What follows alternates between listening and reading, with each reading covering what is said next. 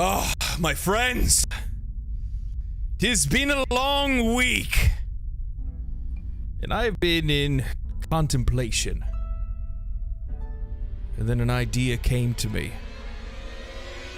What is this Xbox tax? Is it real? Does the media have bias? Or is it fake?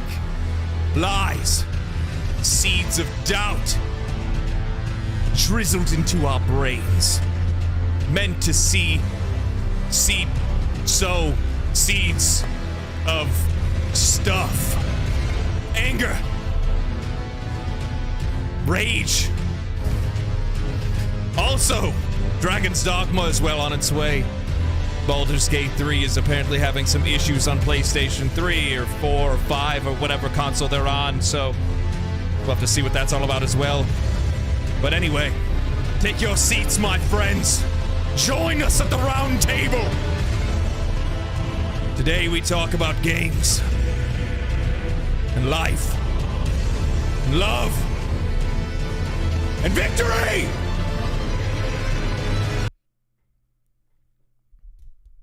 I'm trying to hide my smile. We're talking about copium today, people. Let's do this. Oh my lord. Good morning, afternoon, and evening, ladies and gentlemen. Welcome to the Just Gaming Podcast. I am your host, Ian, and with me today, as always, as every Sunday, Mark, the man. The man. The man, and the peasant. the legend. Oh, the legend. All right. Oh, my Lord. Look how full up we are already. Beautiful. I love to see it. How are you guys doing today? Chat, we've missed you. It feels like it's been a week. It feels like funny story. So, all right. Let's talk about some stuff. There's a couple things that I want to jump right into off the bat here. Ian, as everybody's been wondering, I know everybody's literally clamoring to know, what have you been playing? I've been playing Remnant 2. Off stream, alone, with the lights off, and a candle lit. I've been trying to make it romantic. Some Michael Bolton lightly playing in the background. Yeah. I've been playing Remnant because I'm still trying to do the whole clear the backlog, right? Yep. I recently watched this content creator make a video series about clearing the backlog and how he did it. I'm like, you have to watch like an instructional. How do I get this done? No, it's a motivational video more than it is anything else. Oh Jesus! Like you can do it. I believe in you. Chat. People like you. Yeah. Anybody can do it if you just believe in yourself. Those 40 games that you stashed away in your backlog, you can get to it. You just need to take the time, okay? Just gotta take the time. Yeah. The courage. Yeah. Just build up the courage. You can do it. I feel like a coward. My backlog terrifies me. It's just over there, just mad dogging you in the corner. What are you doing? Yeah. So I've been playing that. And a hot take. I'm probably gonna get some heat in the comment section. I'm probably gonna get some heat from the chat. I don't like it. I loved Remnant. I loved Remnant. I've been playing Remnant 2. There's a lot of things I enjoy about Remnant 2, but I am not enjoying it as much. And I think it's a couple different reasons. Specifically, like the first time I played Remnant, Mark and I played it together the whole way through. It was like it was always co-op, so like that automatically makes it more fun, right? Like that just makes it more enjoyable. Yeah, co-op makes it more enjoyable. Almost any game. Yeah. Because it's something you get to experience together with your friends. It makes it more memorable, et cetera, et cetera.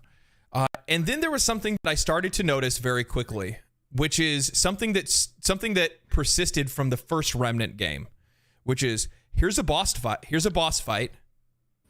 some ads. Here's a boss fight. Here's some ads. What's your boss mechanics? Our boss mechanics are ads. Like their reliance on throwing additional enemies at you during boss fights is every single one. I have not fought a single boss fight in the entire game yet that doesn't have additional enemies. Every single boss fight has an ad phase. And they're so reliant on it, it really removes like one, it just makes the fights like less imaginative, less interesting, and also way more busy than they need to be. Yeah, there are a couple fights that don't have the ads. Like which is sad. I'm not going to try to tell you like wait till you get to the last boss of the game. But honestly, for them, the last boss of the game is probably the most interesting they've ever made out of the first and second game. It's just the most interesting boss that they've made. Its mechanics and everything, but it doesn't have ads. But I'm not going to be like, hey, you need to finish the game so that you can see how awesome it is. I'm not going to do that for you. I mean, I'll jump in there and help you play if you want to just to get there. But it's oh, Jackie, thanks. Thanks, Jax. Oh, thank you guys. Appreciate that. For the win. Thank you for becoming a member to the channel. I really appreciate that. For the win. Yeah. I thought it was F the world. Damn it.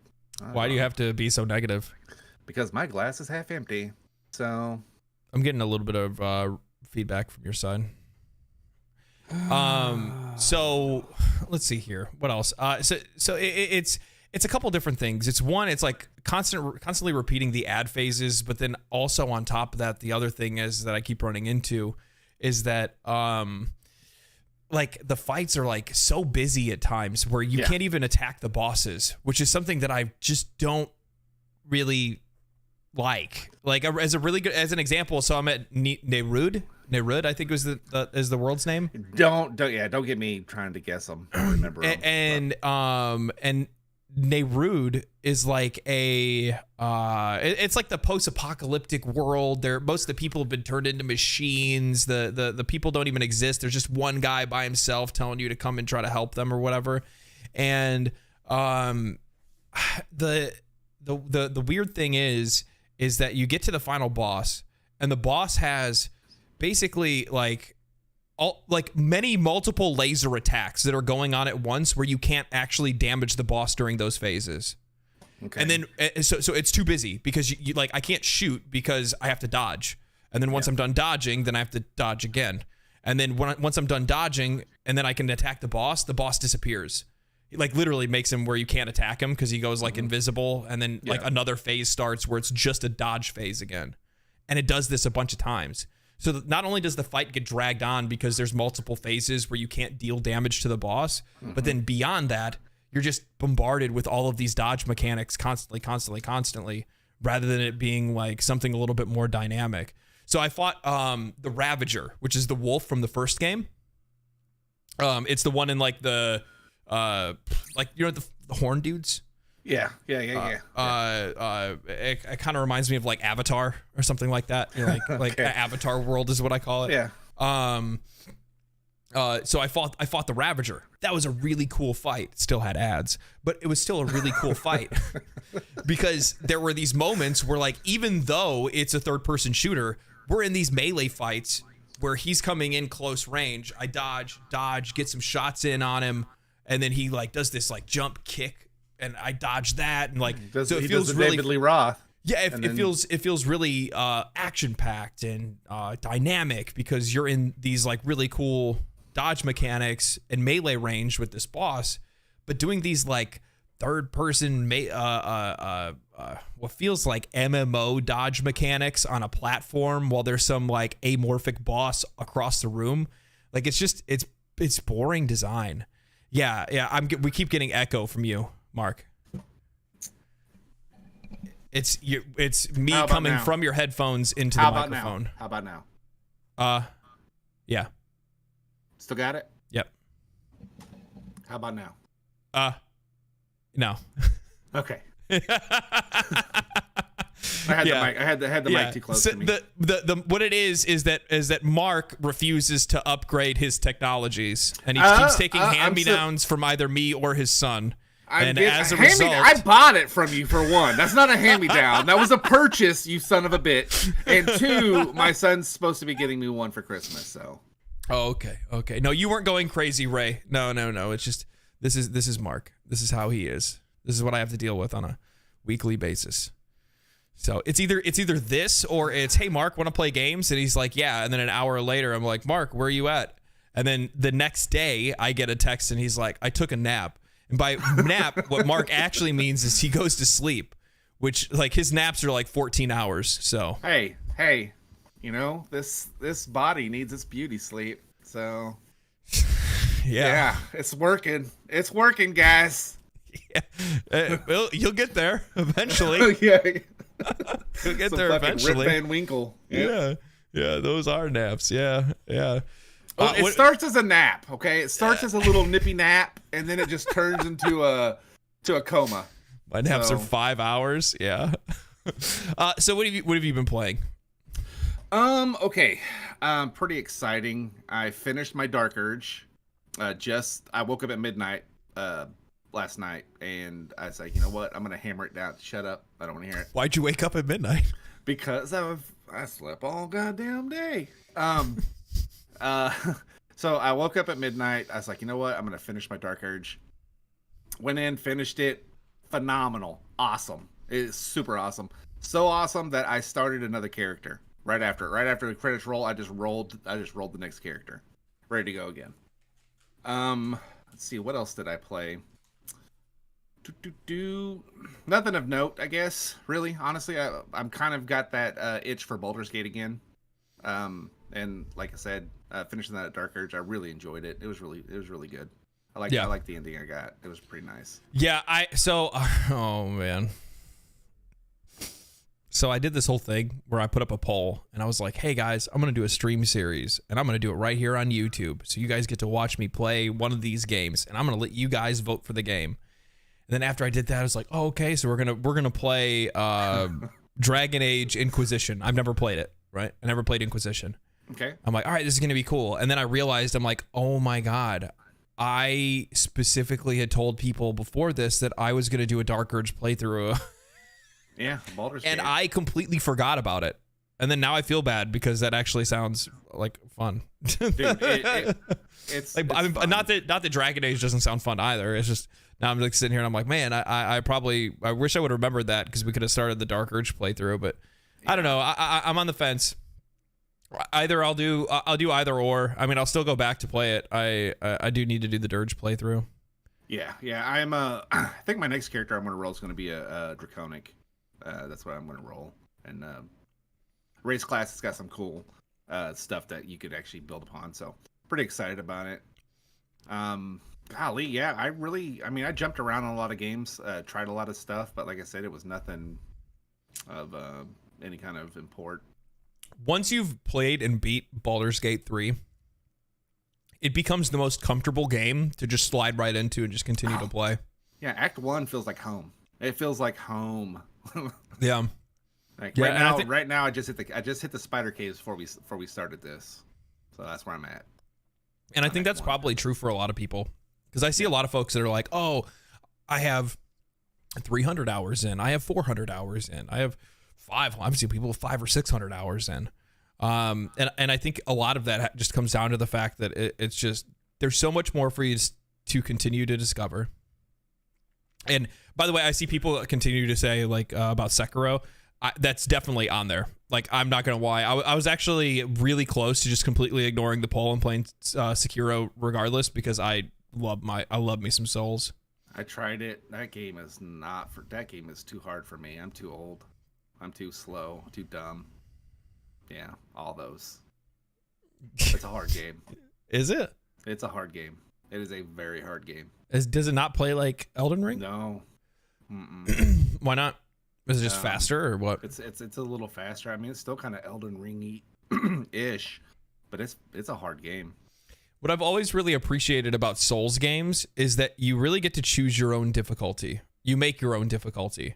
Because you technically could just go farm levels, right? And then just over level whatever you're fighting. You'll still have to learn the dodge mechanics, otherwise you're gonna just get smoked. If I remember correctly, it has a lot of like blocking mechanics and Ooh, I like stuff that actually, and stuff like that. And yeah, parry. Yeah, I like parry mechanics. And you got a parry it. Ooh, I like that. Yeah, I couldn't get it down. Ooh, I'm a big parry fan.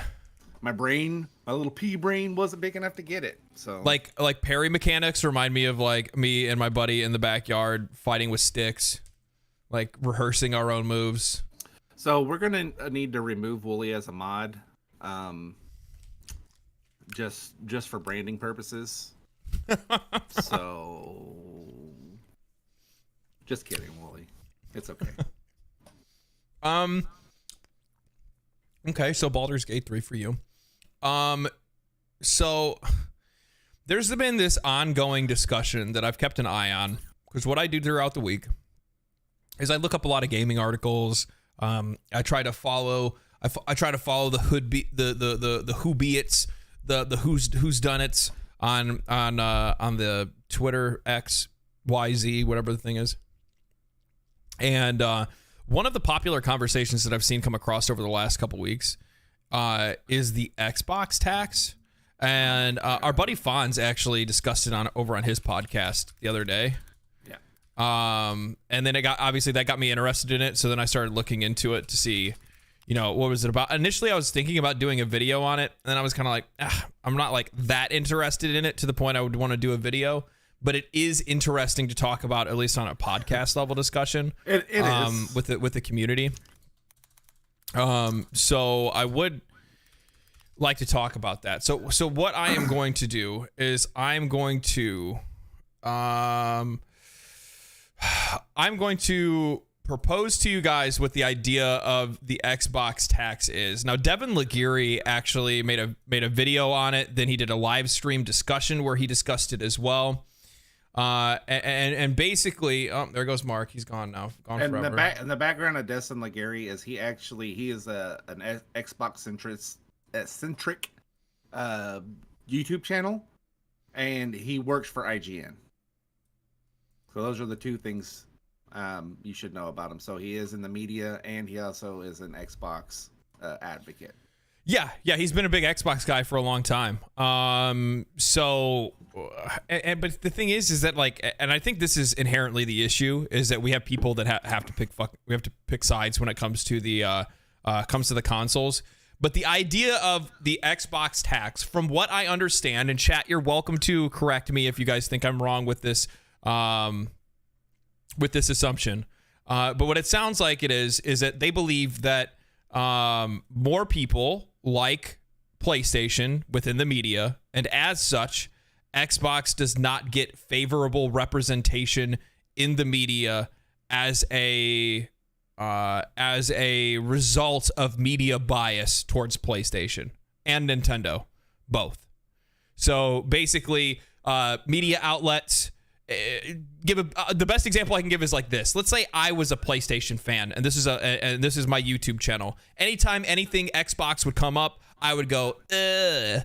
And anytime PlayStation would come up, I would go, eee. And then I would clap my hands, and I would spit my water out and be surprised and overreact to every single thing about PlayStation and how great it is. And meanwhile, thumbs down everything on Xbox. That's their general belief. Yeah.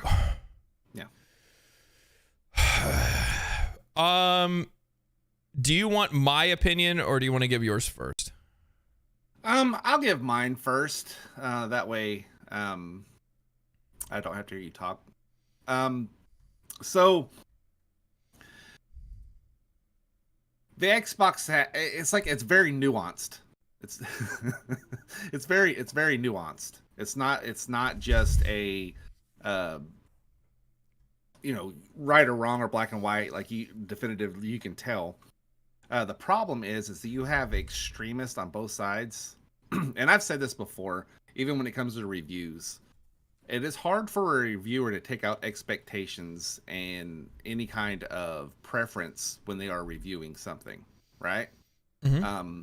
And we have talked about this a little bit before, is media outlets are going to, I wouldn't say pander, but they are going to cater to the more popular platform.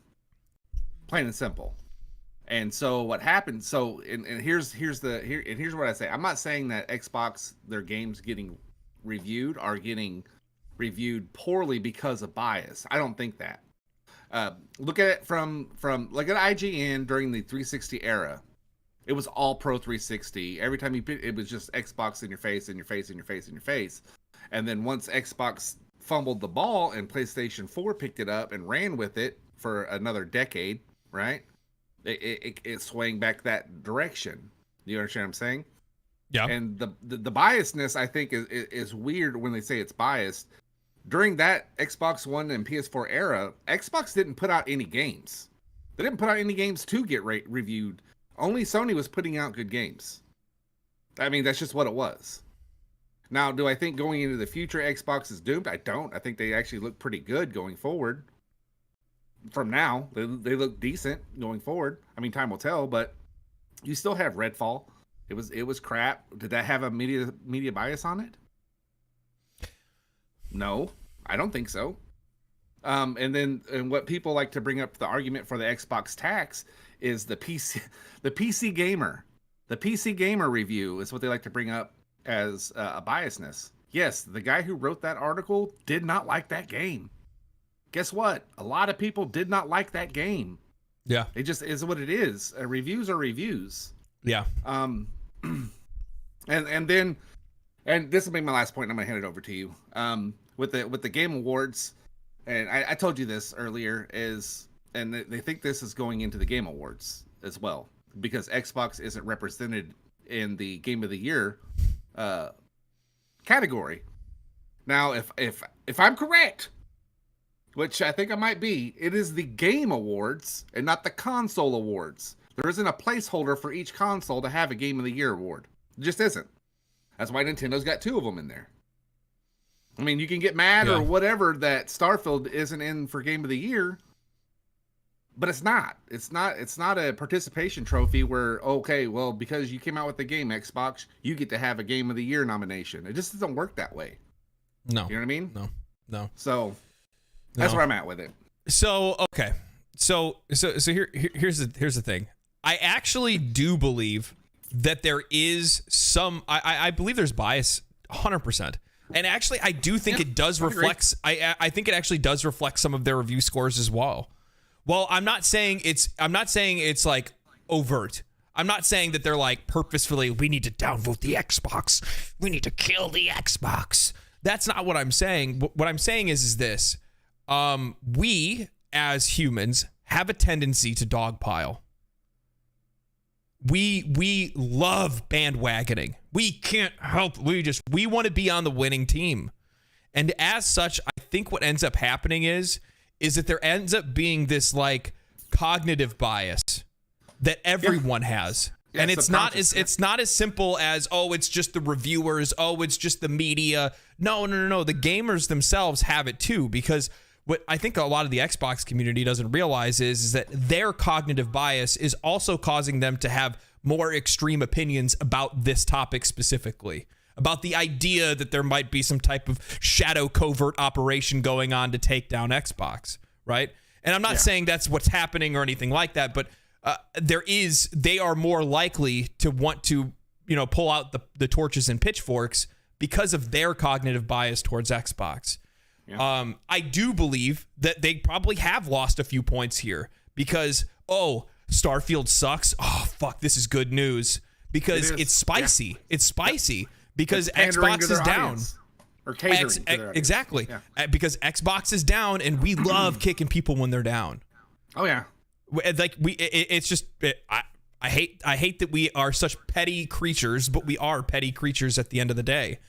And this is very much like you even said, Xbox has a bright future ahead of it. I think it does, but I think people really underestimated how deep of a hole Xbox dug themselves with the Xbox One generation. Yeah. And they have a lot. And the thing is that over that long period of time, PlayStation won the overall group mindset, right? Like they are the part of the group think. Most people nowadays, and the funny thing is, and I'm probably going to piss a couple Xbox guys off by saying this, but even as somebody that bought an Xbox before I bought a PlayStation 5, even as somebody that, by the way, I don't need an Xbox.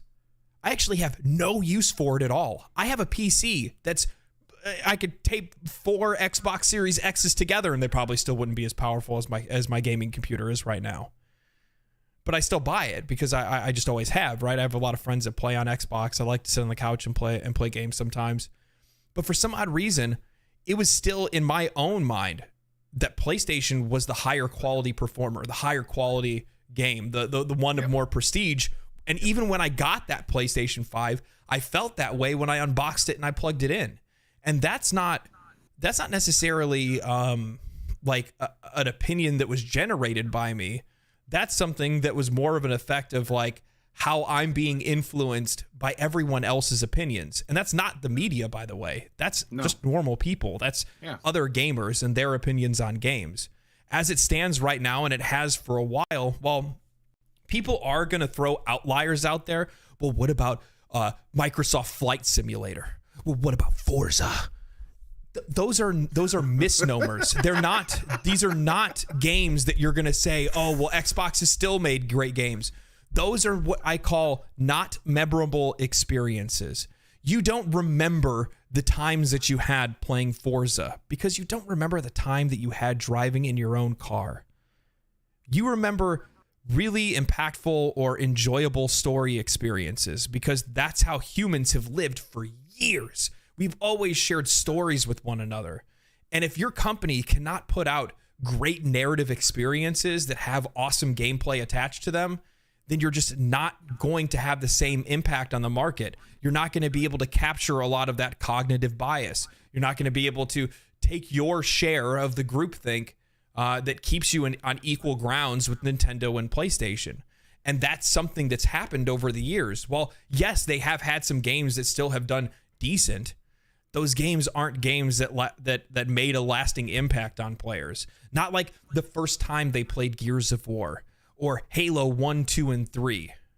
You know what I mean? Like those were different times, different experiences. And as such, when Xbox was firing on all cylinders back on Xbox 360, they had the majority of the bias. Everything Xbox couldn't do wrong. I mean, they survived the Red Ring of Death, bro. They survived the Red Ring of Death, bro. Yeah, one of the biggest console issues in all video game history, and they came out relatively unscathed. But then all of a sudden you want to turn it into a multimedia device, and that's how you try to go. That's the direction that you go in, and At one point in time, I had this script already written and planned for me to do the fall of Xbox, and I just fell off of it. I don't know why I never made the actual video. It's a long video. It'd be really long. I think the script that I wrote is like almost 8,000 words long, so it'd probably be at least an hour-long video. Yeah. And one of the things that I when I was watching all of these old interviews with Xbox. Like the original people that got Xbox started.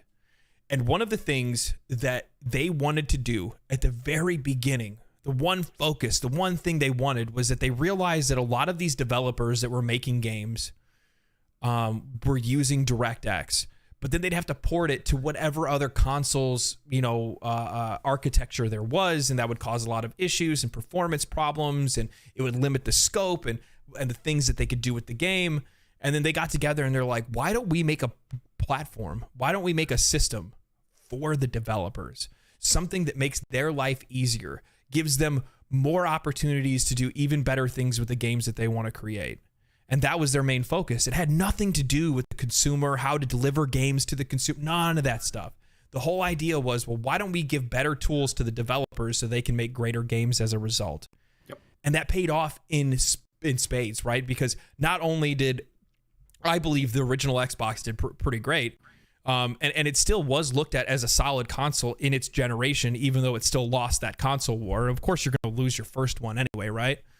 But then all of a sudden they come back and they do incredible with the Xbox 360. And it was all based off of that core belief of giving developers the best platform they could make to make games off of. Yeah. Then the Xbox One comes out, and that entire mindset shifted to let's make it about how people listen to music or play or watch movies or do things like that. And then now, even still with the Xbox Series, I don't even know what at this point we don't even know what the identity of the Xbox Series X or the S is, because Xbox's identity is fucking Game Pass. Yeah, the service.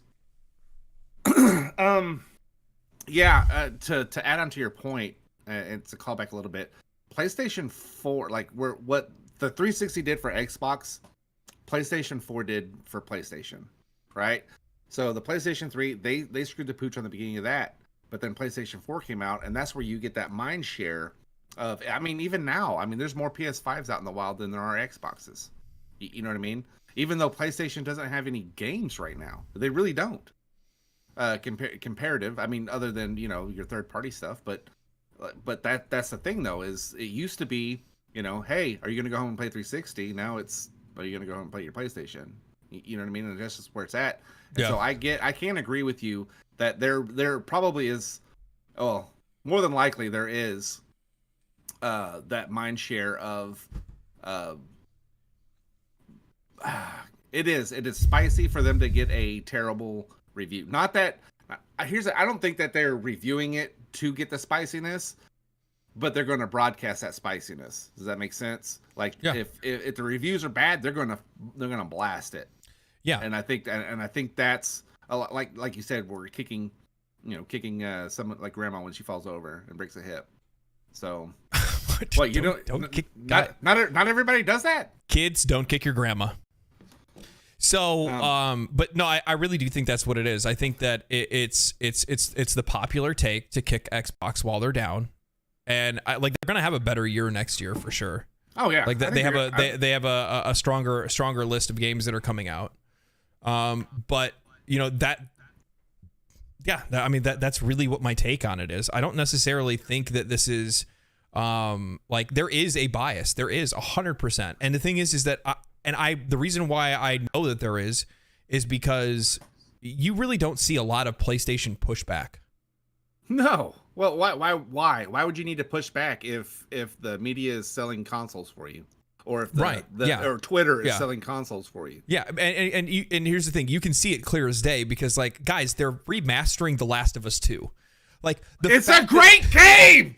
Okay, like, no memeing. We're not memeing on. Okay, I'm not memeing on this. They're remastering The Last of Us 2, a game that came out 3 years ago. Like, they're recycle. How quickly they are recycling, like, literally last year's games at this point is ridiculous. Then going on, no, it's not. What do you mean? No, it's not. I'm interested in that one. And then on top of that, the other thing is that obviously, like, the reviews at the PlayStation Portal, look at the value proposition of PlayStation Plus. You know what I mean? Like, there is, but and what I'm saying by bias, I'm saying that there's very little pushback for the bad things that Sony does. However, there's high magnitudes of pushback, or they're under higher magnification. Higher, yeah. Where's my, thank you, Donald. Where's my Bloodborne? Where's my Bloodborne? But beyond that, yeah, I do believe, and the thing is that I don't necessarily know if it's something that is purposeful. And I think that's my problem that I have with the Xbox community and the folks that are kind of, you know, getting really fired up about this whole Xbox tax situation. Is that they believe that it's purposeful, but I don't think it is. I think this is just the natural side effect of Xbox ruining their own reputation and now having to dig themselves out of the hole. You're going to have to fight against adversity and then come out on top. As it stands right now, you cannot fight me on the fact that PlayStation and Nintendo have released better games than Xbox. You can't. You can't. Like that, and that's the thing. You are not going to change the hearts and minds of the people until you start releasing better games as a result. And I'm sorry, Starfield was a step in the right direction, but it was not the leap that you thought it was going to be. No. No. To your to your point, yeah, Sony doesn't have to do anything, but Microsoft, being under the scrutiny that they are, 100% has to build their reputation back. They have to get back to their 360 ways. Let's say it that way. And with all of the developers that they have purchased and whatnot, is I think going to help them in the long run, especially since we're past the pandemic part of it. So that's why I'm kind of excited for the future.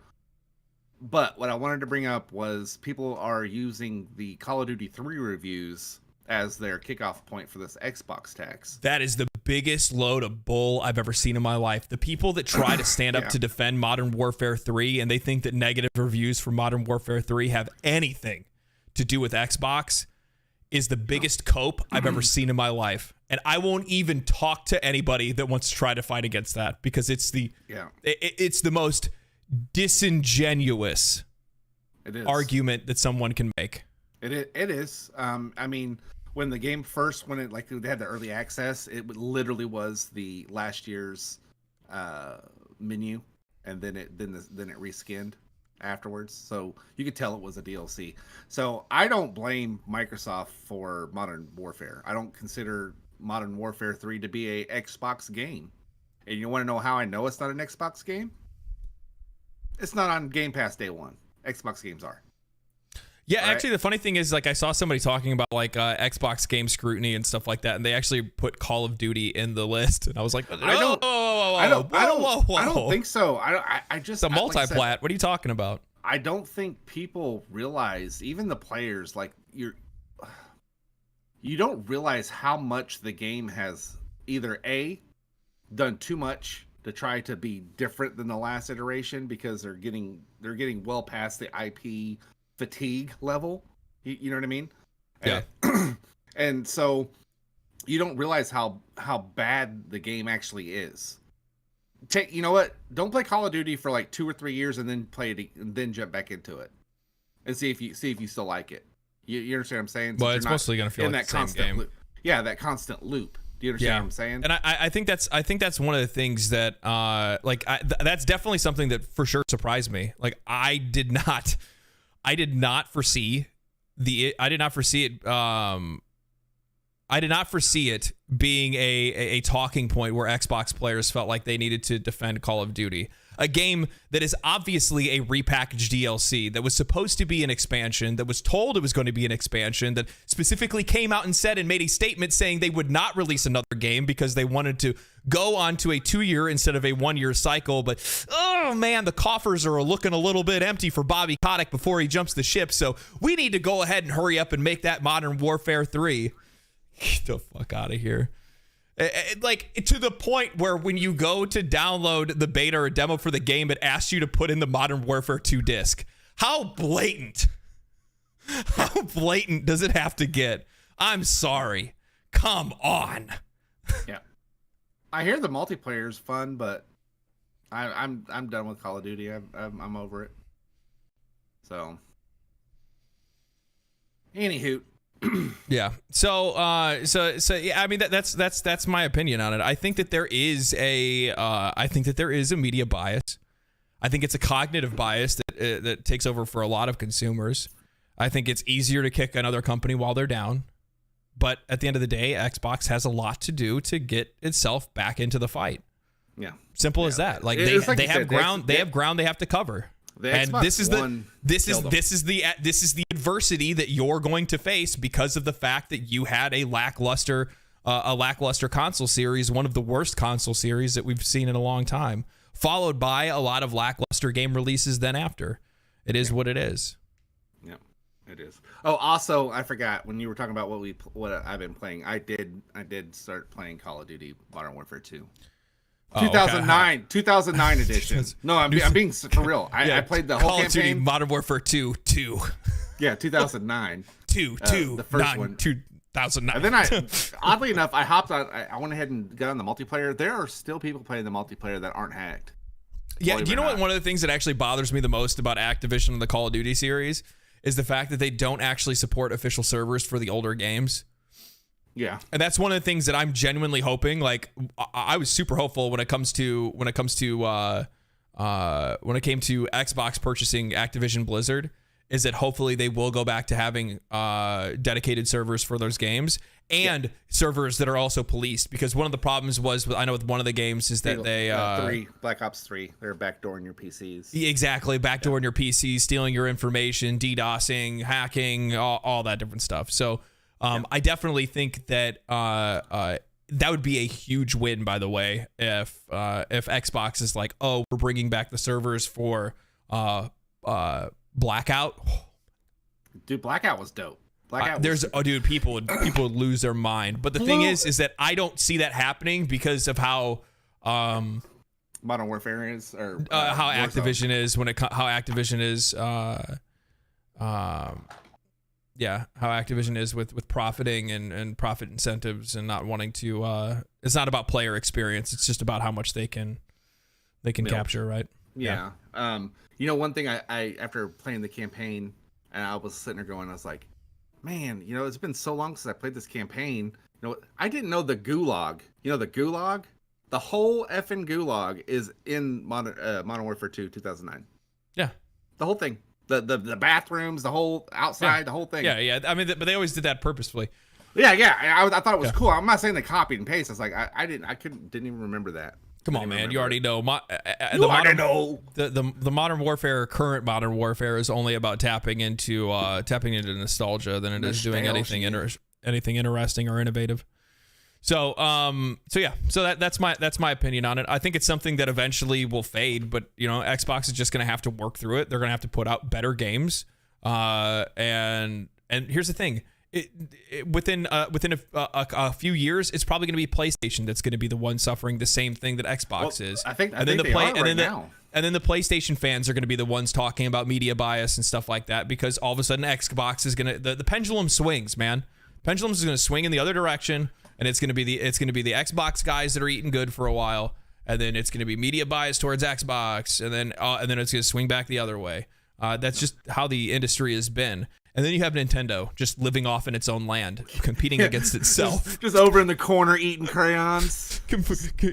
Yeah, raking in like unheard profits constantly. Yeah. I mean, like right now, the PlayStation, in all honesty, at this point, they really didn't, like, even with the PS4, they really didn't. They spent the first 3 years just doing remakes like they're doing now, right? Porting games over from the PS3 with the high definition update. Yep. And then they started releasing their games. So right now, PlayStation 5 to me only has like 2 games right now, honestly, in that first 3 years of the consoles being out. Which is kind of odd, because what happened with the PS4 is you got, regardless if you like the games or not, you got Ghost of Tsushima, Last of Us 2 on the PS4, and the first one again. You got the stupid zombie one that I don't like on the motorcycle, Days Gone. Mm-hmm. God of War Ragnarok, or not Ragnarok, God of War. I mean, you got these titles, and they space them out well enough to cover, to like, for perception wise, cover this decade of gaming for them. Right. And so they got a lot of goodwill out of that, and like I said, hopefully they keep going. But Xbox is on its way. So, sorry, Days Gone isn't terrible. I actually own it on PC.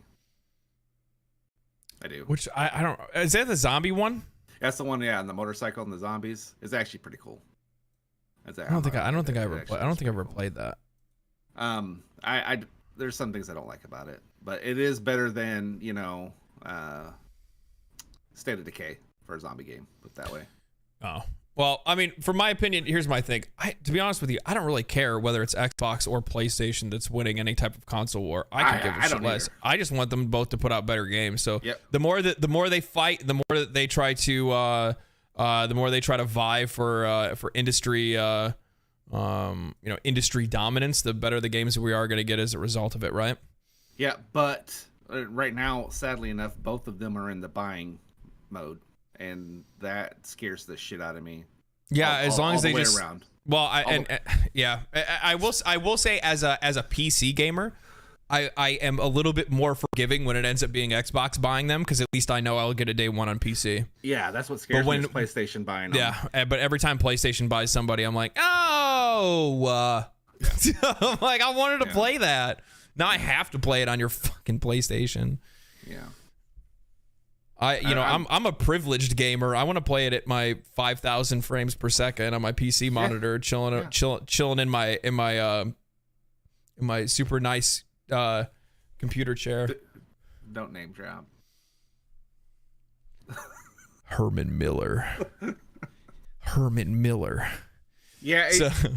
Yeah, that what scares me. Like I said, just like you said, Xbox at least puts the games on PC. You know what I mean? And yeah. I'm thinking Sony's going to go that route.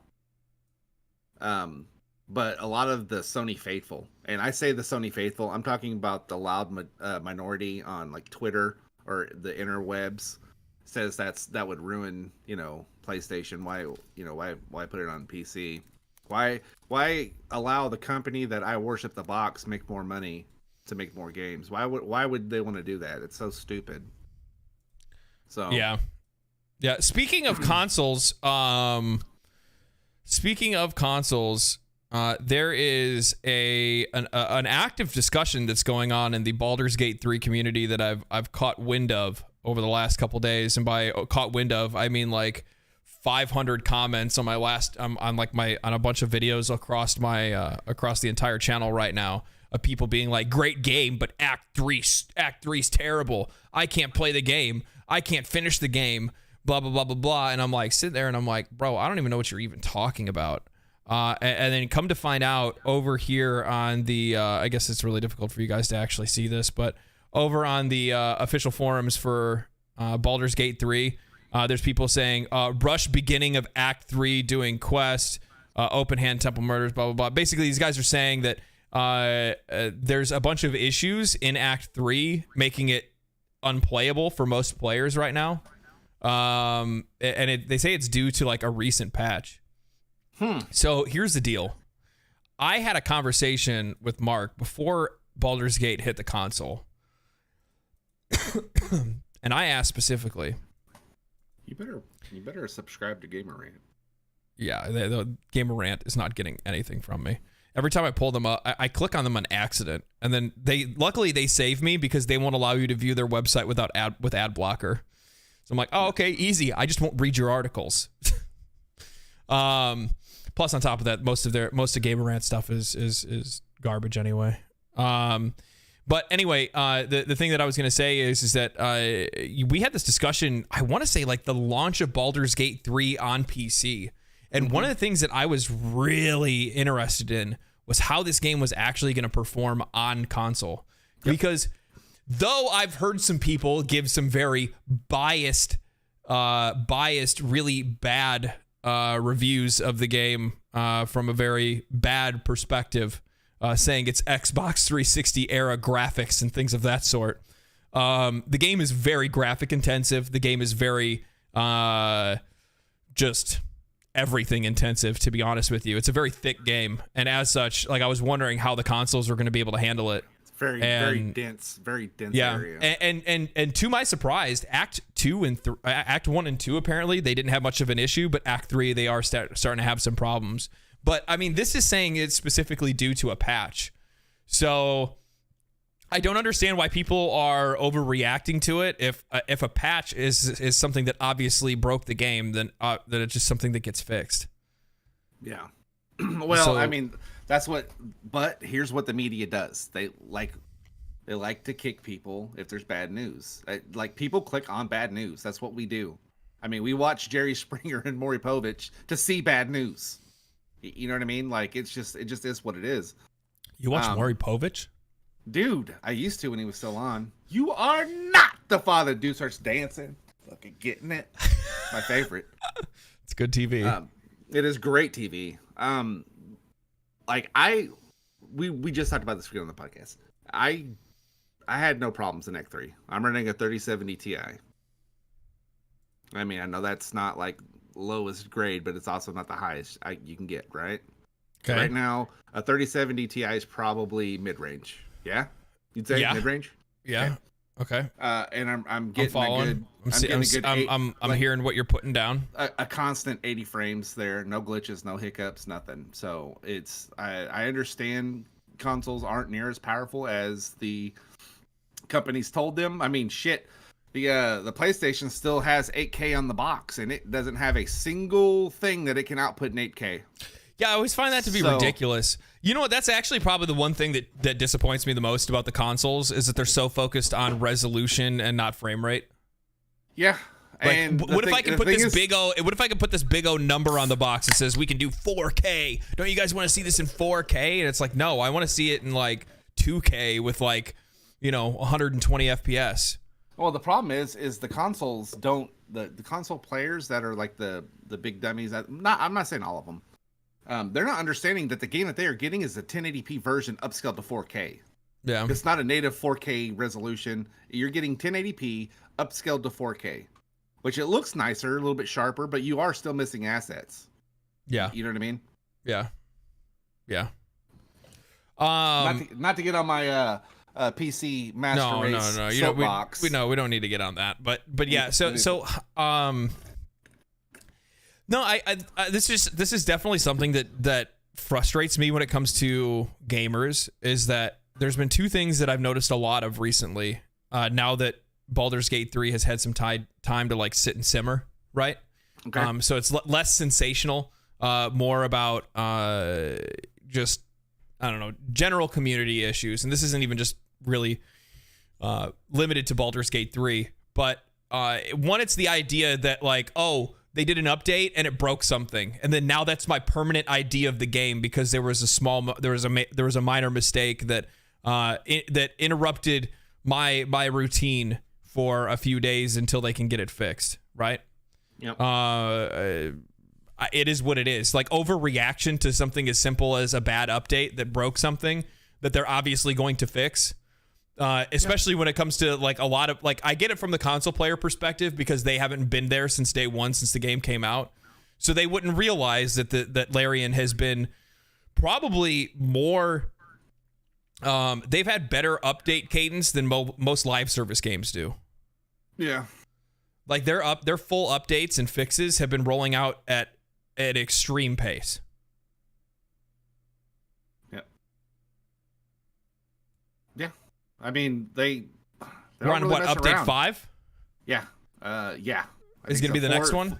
Yeah, 4 was 1,000 patches. So was 1. Yeah.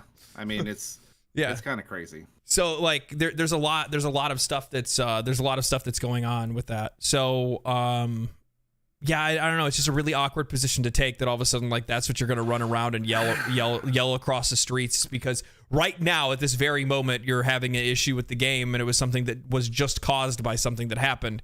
I don't know, it's very reactional. Well, I'm going to say two things on it. One, I can see where people would be upset about it. One, when you buy a product, you expect it to work. You've even said it yourself. When you buy a product, you expect it to work. Okay. 2, I don't think this would have been an issue had Starfield been nominated for Game of the Year with that community. Yeah, I mean, I guess it's God. See, and the problem is there's that bias again when you've enjoyed something. So it's like, and here's my thing: I didn't run into any problems when I played it. I did. Maybe my opinion would be different if I did run into problems while playing it, right? Yeah, it would. So I mean that's the honest part of it. You know, like you expect something to work when you pay for it. Yes. But I also think like this, like had the Game Awards not been happening right now, I don't know if this would be as big as news. Does that make sense? Yeah. I don't think it would be either. I don't that, and there's like oh man, the one conversation that I definitely want to try to avoid, but I would at least like to touch on is that like obviously we were talking about, you know, there's been some upset. Because of the Game Awards, a lot of discussion saying that people believe that Starfield got snubbed and stuff like that. Though I will say there's been a lot of people that have been relatively like intellectually honest about it and be like, yeah, no, it didn't get snubbed. It's just it just doesn't stack up the same to the other games that are up there, regardless if one was a remake or not, right? Yeah. But I don't know. I just lost my train of thought for some reason. It does like it. It just didn't meet up. You know, it didn't have that. Yeah. Now I remember what I was saying. So I think people are extra reactionary to anything that happens with Baldur's Gate 3 if it's negative, because they need that as part of their narrative to cope. Right? What do you get what I'm saying? Like there's Yes. right. So there's folks that believe that their games are supposed to be the game of the year. These could be Spider-Man fans. These could be Starfield fans. They could be whatever. That, you know, if there's something negative that happens with Baldur's Gate 3, it needs to be hyper fixated on, because if it's not, then well, it doesn't fit with their narrative of how their game is technically supposed to be the game of the year, and we've said this before. I don't think it is fair to compare those two games together. It's just not. It's not a fair comparison. They're two different. To me, they're two different. You know, they're apples and oranges. And then we did compare it to other games like its ilk, but I think, like, let's get back. Oh, God, do you think Starfield suffered that media bias? I mean, I played the game and it just didn't hit like it should have. You know what I mean? So I mean that's an interesting segue, but yeah, sure. I mean, we can talk about it. I mean, not a whole lot, but before that, you know what I did to this morning? It wasn't. I voted on the Steam Game Awards. I did the same thing. You know why I like the Steam Game Awards? Because you can't vote on it if you didn't play it. That's awesome, actually. Isn't that weird? You can't have a voice if you didn't play the game. Yeah, I think that's a major benefit to the Steam Awards over any other game awards, is that it only allows you to vote on games if it's a game you purchased and is in your library. And you have hours played it. I couldn't vote for VR. I also couldn't vote for anything that I hadn't played that was in my library. It depended on how many hours played I had. Or it doesn't actually say like, oh, you only played for 5 hours, you can't vote. No, it's just like you have to have some time in the game to be able to vote on it. Yep. And I think that's really interesting. That to me, that is a true Game Awards. Yeah. You know what I mean? Yeah. I 100% agree with that. I think that's a really big deal. I wish that was something that was kind of blanketed across the industry. I think that also, that'd be really cool if we also had that for like game reviewers too. Yeah. Oh, you saying I don't have a choice? You gotta play the game. You gotta play the game. You gotta play the game, dude. So do I think that Starfield played into the media? I do think, yeah. Yeah. Okay. Yeah. I mean, so I don't even think it's Bethesda's best work. Be honest. No, with you. It's not. It's not. And the thing is that, I would imagine most people are probably going to say the same thing too, because it doesn't. It's not that it's not their best work. I actually don't even really believe that. I think for the game that they were trying to make, they did a good job. But the problem is that the game that they were trying to make is not the game that Bethesda fans were looking for. Okay, that's fair. You know what I mean? So as an example, this is like, hey, I'm an ice cream shop and everybody loves my ice cream and everybody's coming to buy ice cream. But hey, today we're selling broccoli, and it could be awesome broccoli, but that's not what your customers came for. So now all of a sudden the restaurant's getting 4-star, 3-star reviews. Yeah. But that's basically what my take on it is. I think that there is like some bias there. But that bias does not make that game a 9 or a 10. No, it doesn't. I don't think so. I think it's a 7 or an 8. Yeah. I gave it a solid 7. I think it's a solid 7. Yeah. So, but yeah, outside of that, like for any of the other Baldur's Gate 3 stuff, I've just seen a lot of those conversations online, specifically about like the Game Awards and how like favoritism, how it's gonna sweep and stuff. But I'm like, but it's gonna sweep like deservedly so. That's the biggest problem where I see like a lot of people pushing back. It's like, yeah, but it really is the most innovative game. It actually does have the best soundtrack. It really does actually have the best performance capture and voice acting and the best narrative, and it is. And like that, and that's one of the troubling things where you have people that are really tied themselves to certain franchises to the point where like they can't just like recognize that and like dude, a game did really well this year. We should be extremely happy about this. Yep. And I brought it up in my last video. I specifically said, I'm like, this is something we want more of and we want to celebrate it. Yep. because achievements like this, when we see games come through and they just sweep the award shows, because they are far and away the greatest game of the year, if not one of the greatest games in the last 10 years. That is something that other studios and other developers are going to look up to, and they're going to aspire to achieve the same things that studio did by emulating some of the same things that studio did. And hopefully that's the way that they treat their employees. It's the way they treat their customers. Hopefully those are the two things they're going to take away from this, because that's definitely two factors that made Larian incredibly successful with Baldur's Gate 3. But there's other things as well, right? Yeah. I mean, I look at Baldur's Gate 3 like I looked at Elden Ring. You know what I mean? Had they not had the problems with the Series S and it all launched like it was supposed to, you know what I mean? Where everybody could experience at the same time. There's no FOMO. There's no, well, actually, it's not even the fear of missing out. It's the missing out. Honestly, I think it's done a good job of staying still positive in the community for the most part. But like, I'm kind of jealous of the Xbox players that are going to get to play it in December for the first time.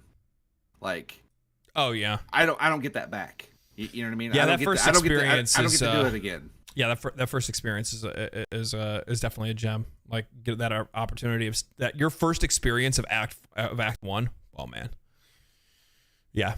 And that's the thing too, is that like I even saw like some reviewers that are starting to like talk about the game now that are, you know, there's been people too.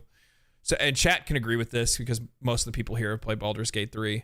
Like I had somebody talking about how every character is evil in Baldur's Gate, and there's no such thing as you being able to make good-hearted decisions and be a good guy. Like, that's not available. Everybody's evil, and also all the characters are useless except for your character. Like, all the other classes are bad. Like, you can't even use the other characters in the party. It's actually better just to leave them and just be by yourself. That is what somebody had said, which surprised me because I was like, well, that actually just sounds like somebody who hasn't actually played it. No, I mean, like, I've never, maybe it's just me, or maybe it's just people's, like, I've never been morally like bothered by a game. Does that make sense?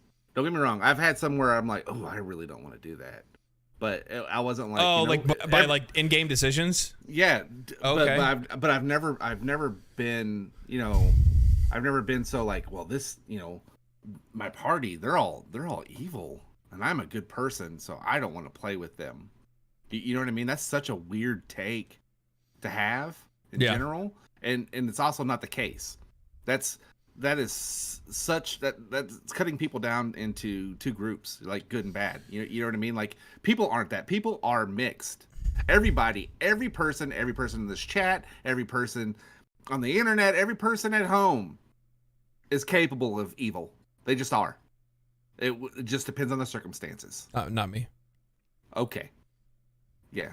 You would eat your cat if there was a bomb. I'm just kidding. You wouldn't. Maddie's, he's great. He's a great cat. But what I'm saying is everybody's capable of it, and to be so, like, it's almost childlike naivety to be like, oh, they're evil. They do you know what the thing is? The same way I do. Well, no, the realization, you know what I mean? The realization when I like heard this discussion about like how everybody was evil, and I'm like, this person only played the opening 10 minutes. Because if you think about it, when you first meet Lae'zel, yeah, she seems evil. Like, we need to work together, but I hate you. Sucker. Stop. I almost spit Dr. Pepper all over my computer. Right? Oh my God. Like okay, it's like, oh, she's bad. Like, we're not even like friends. Like, it wasn't even a friendly greeting. Hello, adventurer. Let's save each other. Blah, right? Let's go pick flowers. Right. And then think about it. The next interaction that you have with somebody is with Shadowheart. Shadowheart's locked in a box, right? She's locked in one of those cubes or the tubes or whatever. First reaction of Lae'zel, leave her.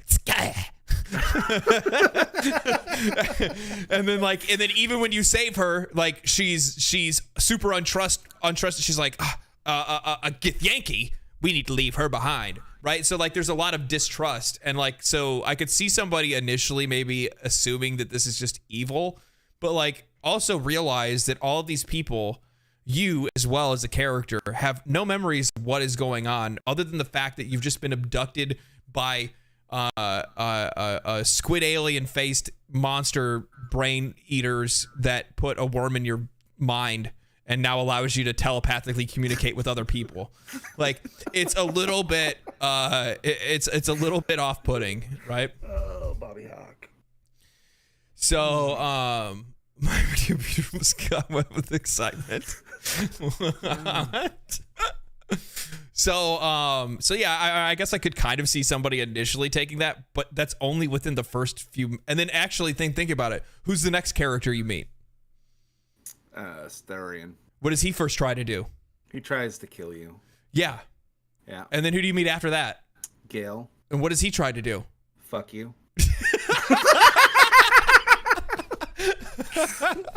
Yeah. So of course it makes sense. But look, you just gotta get to know them, okay? You just gotta take the time to get to know them. Oh man.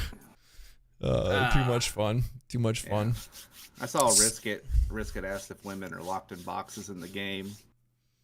They can be. Yes, they are. Depends on what kind of playthrough you want to have. Yeah. Depends on what you're into. Yeah. Okay, so continuing on, the other point of discussion that I want to have, and this is something that's kind of following up with the discussion that we had last week, but this is like my main point of interest, is that on Tuesday, and this is also going to be next weekend's discussion as well.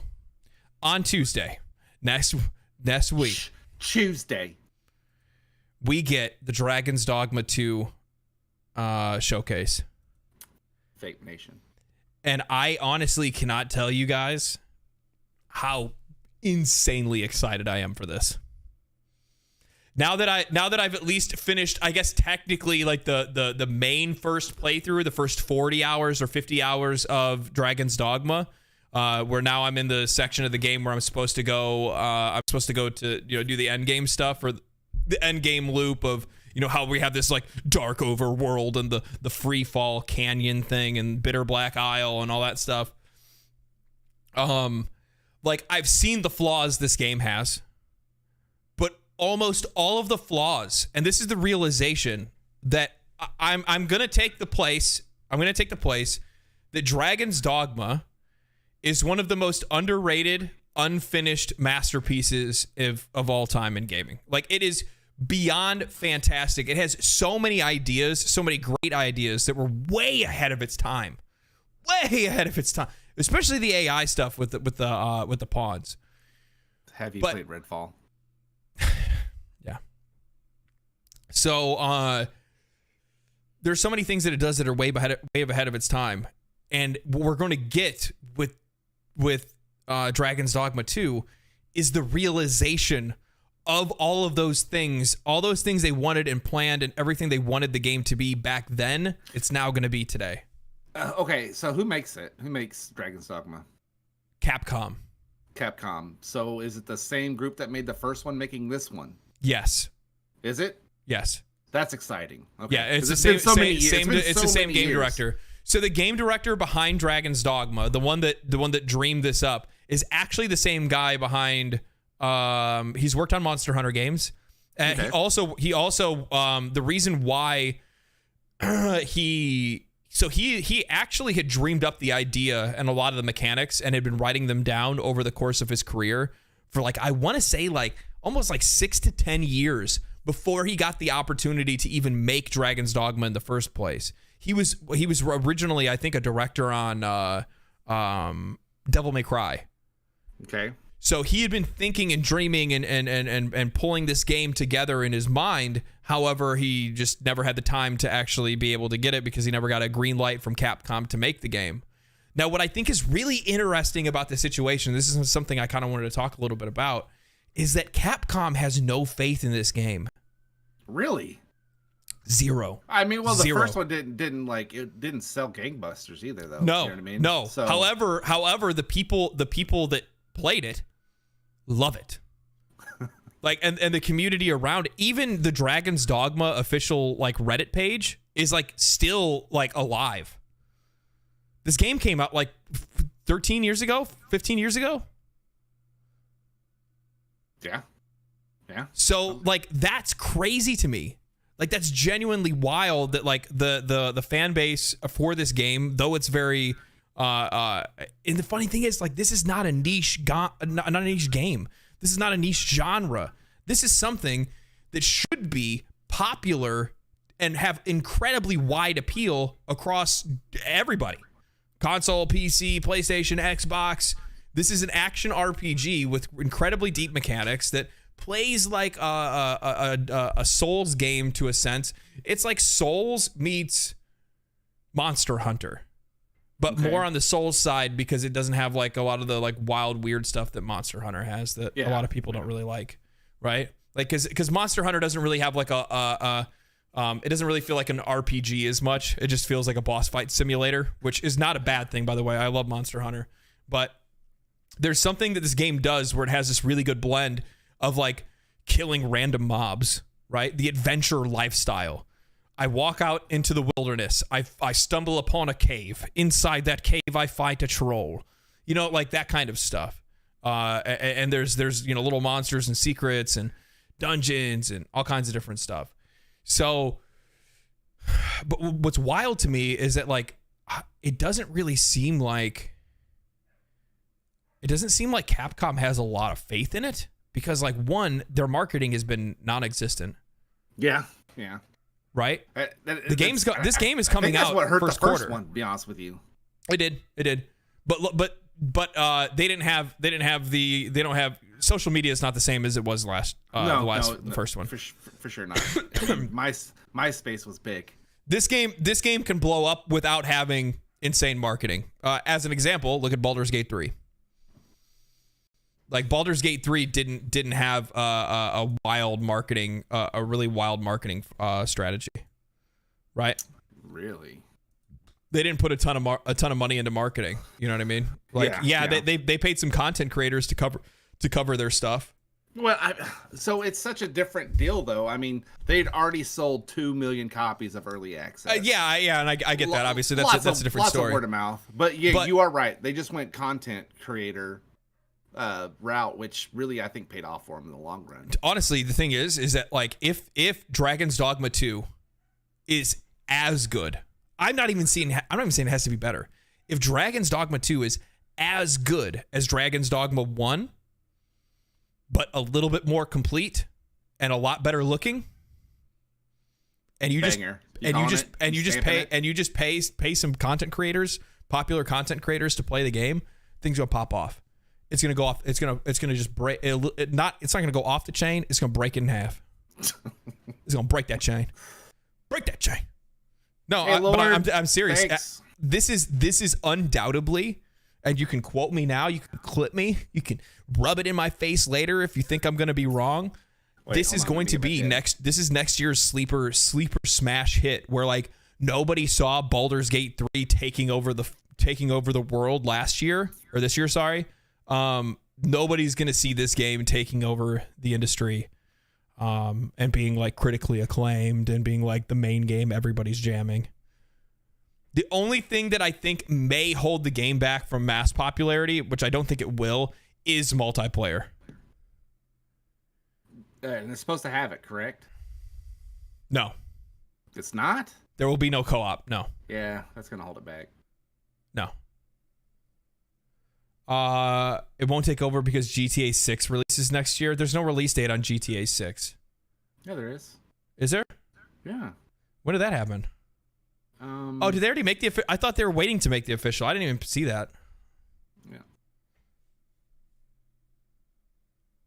What is it? They're also going to charge $100 as well. That's now everybody in chat's telling me no. I'm lying. I just got one guy. I just got two guide. Not only one by some random dude in chat, and then also by my own co-host. Yeah, no, he's right. That he's right. Yeah, He's right. yeah. Random Grand Theft Auto 6 is chatters, coming right? out. It's coming out on the 29th of this year. So. Oh my god. Oh no, my the god. only thing, it's rumored that it's going to be $100 as a standard edition, which is outrageous, and people will fucking pay it. So it's a $100 game. But bro, we love numbers. We love games that have 6s and 7s and 8s and the 10ths and the 13ths and the 15ths. I don't know. It's gonna be good. Grand Theft Auto's got it. I mean, it's a thing. You know what I mean? It's a thing. Yeah. So. Yeah, I'm not doubting that it's popular. People like it, but I haven't. The release date is between spring of 2024 and winter of 2025. Oh, okay, that's no shot. narrow. GTA 6 is 2024. I love like there's people talk like I hate when people talk about releases and absolutes when we don't have hard dates. The only reason why especially when we have literally nothing telling us this. Yeah, the game's not even rated. I just went and pulled up every game that is announced for the year of 2024 in our Lord. Yeah. Year, and it's like it only goes to March, and it's not on there. So. Yeah, no, guys, be careful when you're looking at like different information, especially when you're seeing like things on Twitter or even on YouTube videos. Even mine, don't believe me, I'm fake. Okay, none of my information is real. All right. Yeah. I'm not even actually a human. Fake. As people have pointed out in a couple of my videos, I am. Guys, I'm AI. You are such a shill. I am not actually real. I am actually, I am artificial intelligence. I'm a VTuber. Why didn't I choose a better model? And this is the cat body he chose. Why didn't I choose a better model? Be cautious where you guys pull your information from. Don't think of anything in absolutes until you actually have absolutes. Yes, that's all. That's all I can say. And if you want the 100% truth, you go to Kotaku. Okay. That's where you go to get all of your gaming news. I actually hate you. Show us your hands. And opinions. AI can't do fingers right. What are you talking about? My hand's fine.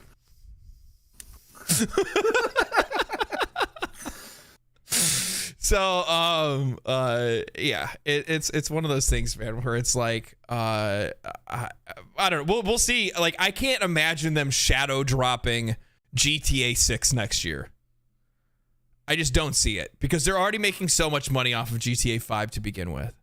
No, yeah, like I think it's going to be 25, 26. I'm going to agree with Amara. And just because they want to farm that hype. Honestly, it's not even the farming the hype.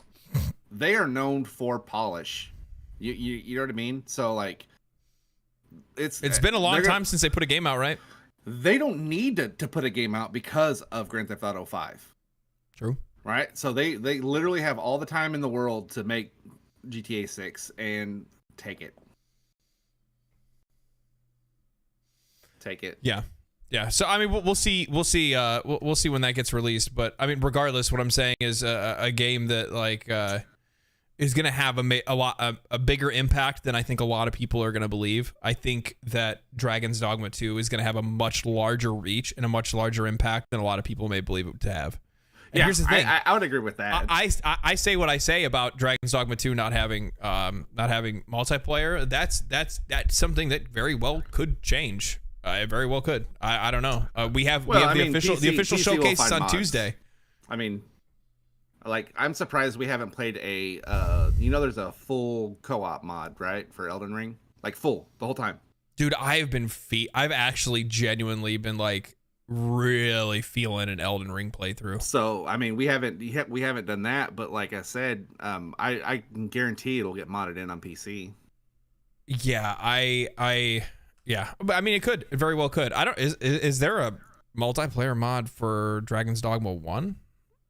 That'd be interesting. I haven't actually looked for that. But I do actually think that I am gonna play Lies of P, but Lies of P ain't no Elden Ring. Come on now. Let's be real. There's a certain feeling you're looking for when you're trying to go play Elden Ring. And that's, I just got dropped off in the middle of an incredibly hostile world, and I want to be murdered by everything and just go on like adventures. Like I love games that give me that feeling of I'm an adventurer. I am an adventurer.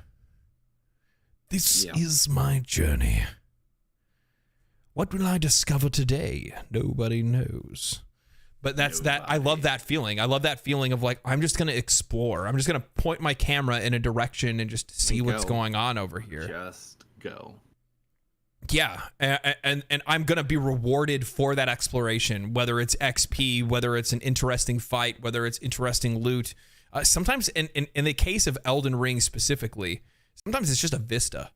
It's just some really cool mosaic art piece that game is. Because I think a lot of people tend to forget how beautiful Elden Ring is. It is. It is a very beautiful game. I like, mean, it's like an oil painting. Like every background, every area you step into could be an oil painting. Yeah. It could be in the Louvre. They should put Elden Ring in the Louvre. Would you consider Elden Ring a Souls game or a Souls-like? Because it is from Software. And it's not in that deal. Would you consider it a Souls game or a Souls-like? I mean, it's obviously a Souls game. It's a Souls-like. Wrong answer. Fuck, here we go. Go ahead and pontificate. I'm not. But it's one of the few Souls games that I've actually finished. You know what I mean? Like, I played it from start to finish. Yeah. It says a lot. Demon Souls is really good. You can get the remake. Yeah. On PlayStation. I've got it on PlayStation. You should play it. It's good. It's not as hard. It's not as hard as the later ones, in my opinion. Yeah. Because it's like their first. It's their first like getting into it. It's tough. I mean, it can be tough, but you can just over level stuff. Yeah. But yeah, I for a lot of reasons, honestly, I think that Dragon's Dogma 2 is going to be a mad sweep. One, I think that the showcase that's going to come up is going to one, give us a lot of extended gameplay, a lot of looks at extended gameplay, and there is just something about how they approach everything about combat in this game, and even just Dragon's Dogma 1 that's going to carry over to DD2 that you just don't get anywhere else. There is something so incredible about the idea of like trying to protect your caster because they have to do a long enchant hand signals before they literally summon a damn tornado down onto the ground. Mm-hmm. You know what I mean? Yeah, like it's super cool. It's super cool over Final Fantasy VII Rebirth. Yeah, somebody put a speed bump in your little logic there, buddy. Yeah, I forgot about that actually. Never mind. Dragon's Dogma 2. No. Dragon's Dogma 2. We're not covering it or talking about it on this channel. The new game is going to be. Yeah. He said clip them. Clip them. No. I think what I'm trying to like, it's going to be a game that is going to catch a lot of people by surprise, and it's going to make a bigger impact on the year than a lot of people think it's going to. Similarly, how Baldur's Gate 3 did in a year. Similarly to how Baldur's Gate 3 did in a year, in which it was also stacked up against a bunch of games that should have took the limelight from it. Yeah, that is true.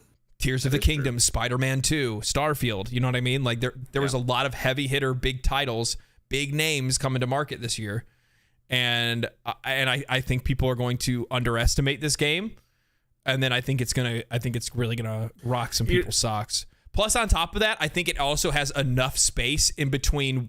Hopefully, because from the rumors we're hearing, like it's probably gonna release in the first quarter. If that's the case, that gives them enough breathing room to be far enough away from Final Fantasy VII Rebirth. Do you think that they are going to go the streamer route? I mean, Capcom isn't actually known for doing it that way. Oh, are you kidding me? They pay streamers all the time. Do they? Oh, yeah. What games? Street Fighter. Oh, my God. What? Yeah, no, they did 22nd of March. They did a 22nd of March. Rebirth is in February. Oh, Rebirth is before it? Yeah, Rebirth is February. Hold on, 29th. Dark Hollow. I don't trust. You got me last time. No, this is you this got is my me list. last time. This is my list. Final Fantasy VII Rebirth is February 29th. That's its release date. Okay. And I do not see one wonder if Control F works on this. Oh, it does. Oh, I forgot you put that whole list of release dates together, didn't you? Yeah. I need to get you on like compiling news for me. No, it does not. I can do that for you, bud. Actually, I like doing that. We've had this call. We've had this talk. Have we? Yeah, we've had this talk. We had this talk back when we started this stupid channel. Excuse me? When we started this lovely, lovely channel. Yeah, I don't see it. It doesn't have a set release date, so it would be curious. It would have to come out in January if it wants to beat February. February is going to be the last day of February. Oh, for your, so that is the official for Rebirth? Yeah, that's the official for Rebirth. Oof. Okay. That makes things a little tough. I don't know what they're going to do then. I mean, they could probably still release it in March and probably still be fine, to be honest. Yeah. They're two completely different games. Yeah. Dragon's Dogma is a game that you continue to play after you've made your initial playthrough, right? Final Fantasy games typically, like you're going to play it, you're going to play it afterwards, but there's no like end game necessarily. You know what I mean? Where like this is going to be that where you're like you're going to beat the game, your initial 40, 50, 60 hours of gameplay, and then you're going to continue to play to grind out, fight harder bosses. We don't even know what the end game loops are, but if the end game loops are anything like Dragon's Dogma 1, then there's at least another 100 hours plus of gameplay after you beat quote unquote the game. Wow. Right? That's the biggest difference. Yeah. Okay. Oh, dude. I'm excited. I'm excited for it. Do you think I should play the first one? Like, you think I should? I mean, the way you're looking at me like I'm an idiot, does that mean yes? Okay. Fine. I told you to buy it. Well, you're yelling right now, and I don't like it. I don't appreciate it. It makes me feel like less of a person. Dark Hollow, okay. Dark Hollow said to get it, so I'm gonna get it. Why don't you just listen to me? Dark Hollow said to get it. Dark Hollow said to get it, so I'm gonna get it. Why don't you just do what I tell you to do because I want you to do it? Because why don't people just do what I want? Let's see, Dragons. Actually, I think I already own it, to be honest with you. Chat, just let me run your lives, okay? I promise. I'll do a great job. Let's see. Oh. Dark Horizon, right? I'm always judgy, DD. Always. Always. They call me the judge. They actually don't. I don't even know who they would be. Is it on sale? It's probably on sale. The fall sale is going on right now on Steam. But anyway, yeah, no, it's definitely a game you need to play and buy. You'll have an absolute blast playing it. It's only $4. Oh, that's Dark Arisen, right? Yeah. Yeah, buy it. Buy it. Okay. Buy it now. Put it in your veins. It's on sale for 84% off. That's an insane deal. Actually, I'm going to tell you, that's actually like a ridiculously good... when you actually fire it up, you're going to be like, wow, I stole this game. Actually, they're selling a 40th anniversary pack bundle with a lot of good games for $50. Ooh, what's in the bundle? Let's check it out. So yeah. It's got Dragon's Dogma, Phoenix Wright, Resident Evil Biohazard, Monster Hunter World, Mega Man Legacy Collection, Devil May Cry HD Collection, Okami HD, Onimusha Warlords, Capcom Beat 'em Up Bundle, which I don't know what's in that. It looks like, all the Capcom Beat 'em Ups. Wow, that's actually a really good deal. And Strider. Gotta love Steam. Which is weird. Gotta love Steam. So anyway, no, it's 100% worth it. So let me talk about the end game of this Dragon's Dogma game, okay? I'm gonna give you a little taste. Okay. So after you beat the game, without spoiling anything about it, the world basically everything goes to hell, goes post-apocalyptic. All of the areas and with all the monsters that you fought before, well, now there's even stronger versions of those monsters that are there and in different variants that all have different abilities, different weaknesses. Everything's different. So the world that you've explored is now completely different because all of the encounters in that world are now more difficult. That means that there's also new equipment in the world. There's new items and stuff to get. Higher levels for you to be able to achieve. There's also the endless fall. I forgot what it's called. There's basically there's a big ass hole, and you can jump in that hole. And when you're falling in that hole, you can grab onto these ledges, right? And when you grab onto a ledge, there's a door there, and inside the door is a boss. And there's a ton of these bosses that you can fight, and you can fight them. And then you can Everfall. Thank you. Everfall is what it's called. So you can there's the Everfall dungeon where there's all these different doors. You can go in them, and you go and you fight a boss. You really challenging fights. And then I think, if I'm not mistaken, you can choose to just reset the world again for New Game Plus. After you've beaten enough of those bosses, you can just reset the world and refresh everything up, upscale difficulty, higher level again, and just keep doing that as much as you want. And then there's also the Bitter Black Isle, which Bitter Black Isle, BBB. It's what the community calls it. They call it BBB. Bitter Black Isle. You go there, and there's a whole mega dungeon. Okay. That's what it's called. It's called a mega dungeon. Okay. Well, we're not talking about It's not veiled. Okay. This isn't your grandfather's dungeon. Okay. Yeah. This is a mega dungeon, all right? Mega. And it actually genuinely is that. So like there's tons of different areas to explore, bosses to fight, enemies that you haven't seen in the game, or different variants of enemies that you have seen. There's all kinds of different items to be able to find, but you also have to take those items out and then get those items cleansed because they're cursed. So you have to farm up these different materials to be able to get that stuff. Then if you go and you take that stuff, you can go fight dragons. And if you kill a dragon with equipment that's not that's like max leveled, it will dragon forge that equipment, which will then take that equipment to an even higher level. So like getting it past its max level. So like there's all kinds of different little systems and stuff throughout the entire game. But there is easily another 100 hours of gameplay just in the end game alone. Does it have controller support being that old? Yes.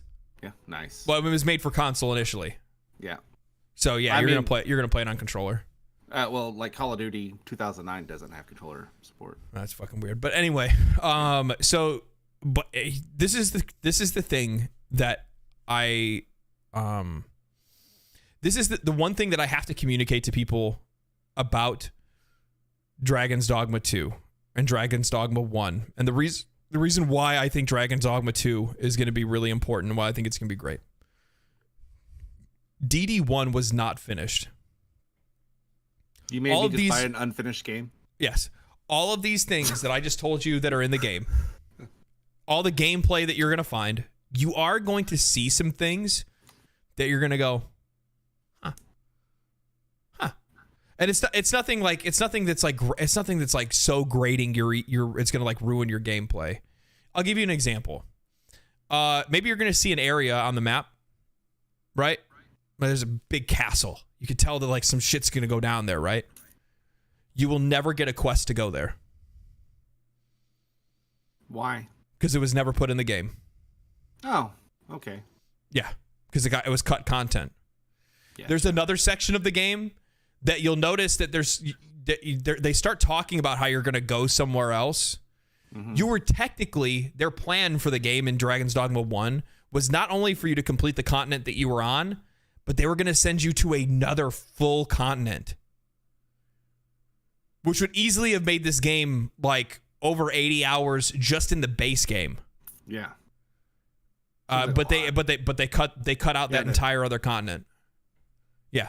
And they which because of that also sped up the story, made them have to cut out a bunch of story content, which then you'll immediately start realizing plot holes in the story where you're like, okay, there's no context to this. What's happening? Like randomly some dude just looks at you and he's like, traitor! And you're like, you sent me to go pick flowers. So you're going to notice some stuff like that. Outside of that, that's it. Like that, those are the things that you can see that they just didn't get to finish with. So are they using the RE engine for it? Yeah, of course. That I wanted to answer James's question. That RE engine is phenomenal, and I have no worries about how it's going to run with loading screens or not loading screens.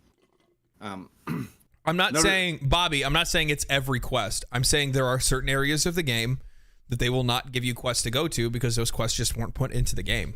It's not. This isn't a knock at the game. If anything, this is probably one of the most impressive unfinished games I've ever seen.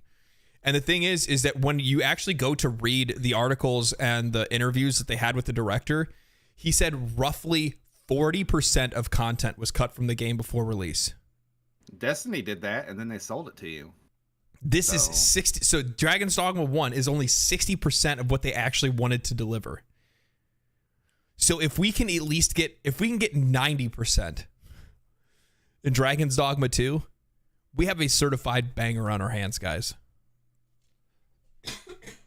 You okay there, buddy? I'm dying. Let's bring this back over.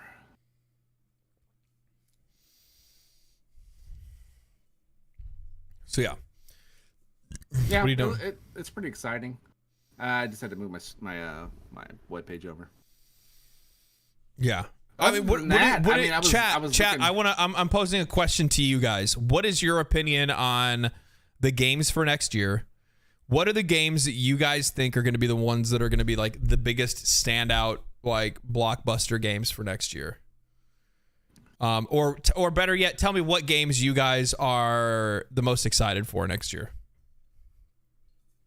What are you most excited for, Mark? As of right now, and seeing what is coming out, like I'm gonna break it down into sections. Right, that's the main reason I put that games list together for us. And like I said, it's gonna be a living document, so I'll update it as it comes out. You've got the full release of Last Epoch in February. Which I don't know how much is going to change. I'm kind of excited. Like, I actually do like that game. I just wish they'd fix a lot of the bugs. There's a bug that where my character, it just doesn't work anymore. In what? In Last Epoch.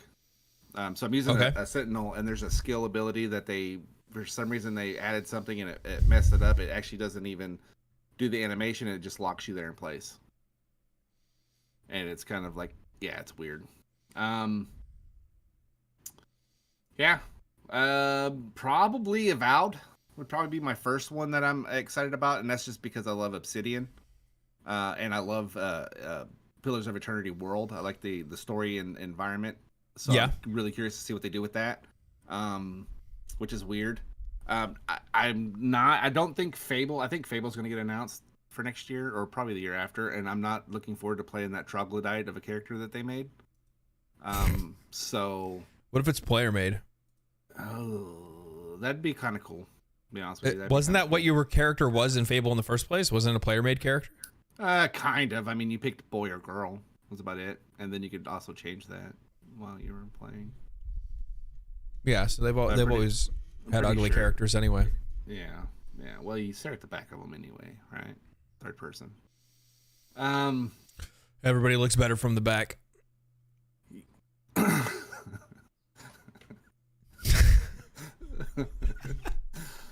Paul World comes out next year.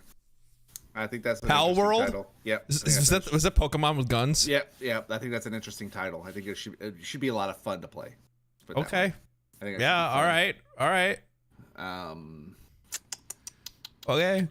The Rise of Ronin looks pretty cool. That's a PlayStation 5 exclusive. Looks pretty cool. That's the one they showed off at one of their state of plays. Yeah, that's all I've got right now. And I guess V Rising's getting its full release. Have you played V Rising in a while? No. It's actually pretty good. I know it is. It's a lot of fun. We'll go back and play it sometime. Yeah, and that's the one game I actually like building in. Like, I love building in that game because it's easy. Yeah, and it does it itself basically. Yeah, it's so easy. Gathering resources is so easy. It's just great. Yeah. So all right. So my games. Here we go. I have 3 that I'm excited for next year. Okay. Dragon's Dogma 2, obviously. Oh, we already talked about that. I was talking about other games. No, I'm just talking about what are you most... I specifically asked chat and you, what are you the most excited for next year? What game is the standout that you're like, this is the game that I'm the most excited for? Okay. I said Avowed, so I'll stick to my guns. Because if I was going to give you a list, obviously my list would be Hades 2, Dragon's Dogma 2, Grand Blue Fantasy Relink, and Final Fantasy 7 Rebirth, right? That's I give you a whole list. February 1st. Why is it that when, like, as an RPG gamer, like, why can't you guys just put out one in a fucking month? Why do they all want to pile on top of each other? Like, how am I supposed to play Grand Blue Fantasy and also Final Fantasy 7 Rebirth in the same month? Well, developers pick February, specifically RPGs, to miss out on all the bullshit shooters. Also, on top of that, the other thing is that like as a content creator, as a video guy, YouTube man, how am I supposed to make videos when you guys have more than one game? Like, I want to just focus. You know what I mean? I'm trying to give you guys in-depth, valuable content, but instead I'm having to give you guys watered-down trash. So that's what you get. It's not my fault. It's not my fault. It's the developers, and we need to make an example of them. We need to hold them to a higher standard. How dare you ruin my February? Yeah. My eventful February. Yeah. So, Dawn Trail should be in May or June. Oh. Dawn Trail. Why do I keep forgetting that I'm also a Final Fantasy 14 player? It's because we're in the lull period where I get to take a break, and I'm like, oh yeah, I don't even think about it. And then all of a sudden, like, the Dawn Trail hype's really going to start at one point in time. I am really interested to see what they do with Final Fantasy 14. Because, like, this is the end of the 10-year story. This is the start of another 10-year story? Or are they going to wait for the... Well, you said the new engine's on this one, right? It's on a new engine.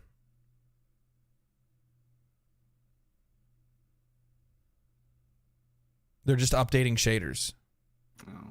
They're updating the engine. The engine's getting upgraded, but it's not like a new engine. They can't just... I don't even know how you would even do that. How would you gut an entire engine for an entire MMO with 10 years worth of expansions? Make a new game. Make a new game? Yeah, I mean, I think Final Fantasy will probably do that eventually. I think the new game's going to be their new 10-year. I think they're much less afraid of making a new MMO than, say, World of Warcraft is. Yeah, for sure. Because at the end of the day, they know that, like, we can make another one, and then if players want to go play it, they will. If they don't, they'll just continue to play 14 anyway. Yeah, they still have people are still playing Final Fantasy 11, and to the credit of Square Enix, they still update Final Fantasy 11. Yeah, they still give it content, not like massive content, like it's an active MMO, but they still provide it with something. They still give them something here and there. Little nibbles. Throw them a bone. Where are those hardcore Final Fantasy 11 servers at? that one was on Xbox, wasn't it? What? Final Fantasy 11? Yeah, it was huge. Yeah. It was huge. Like more than half of the player base was on Xbox. It was wild. It did so well for Xbox. That's why I was so surprised that Xbox didn't try to swoop up Final Fantasy 14 when it first released. Oh shit, that's actually coming in next year too. Yeah, Xbox is getting Final Fantasy 14. I think that's going to be huge for Final Fantasy. Yeah, I think so. I think that's going to be massive for Final Fantasy. And I think a lot of people are probably going to underestimate it because they're like, oh, well, they don't play that. No, we're going to play that. Nobody like the Final Fantasy. See the way here's the thing. Do you see the way that we were talking about just mind share? How PlayStation fans look at Square Enix and Xbox fans look at Square Enix. Yeah. It's all mind share. Yeah. So.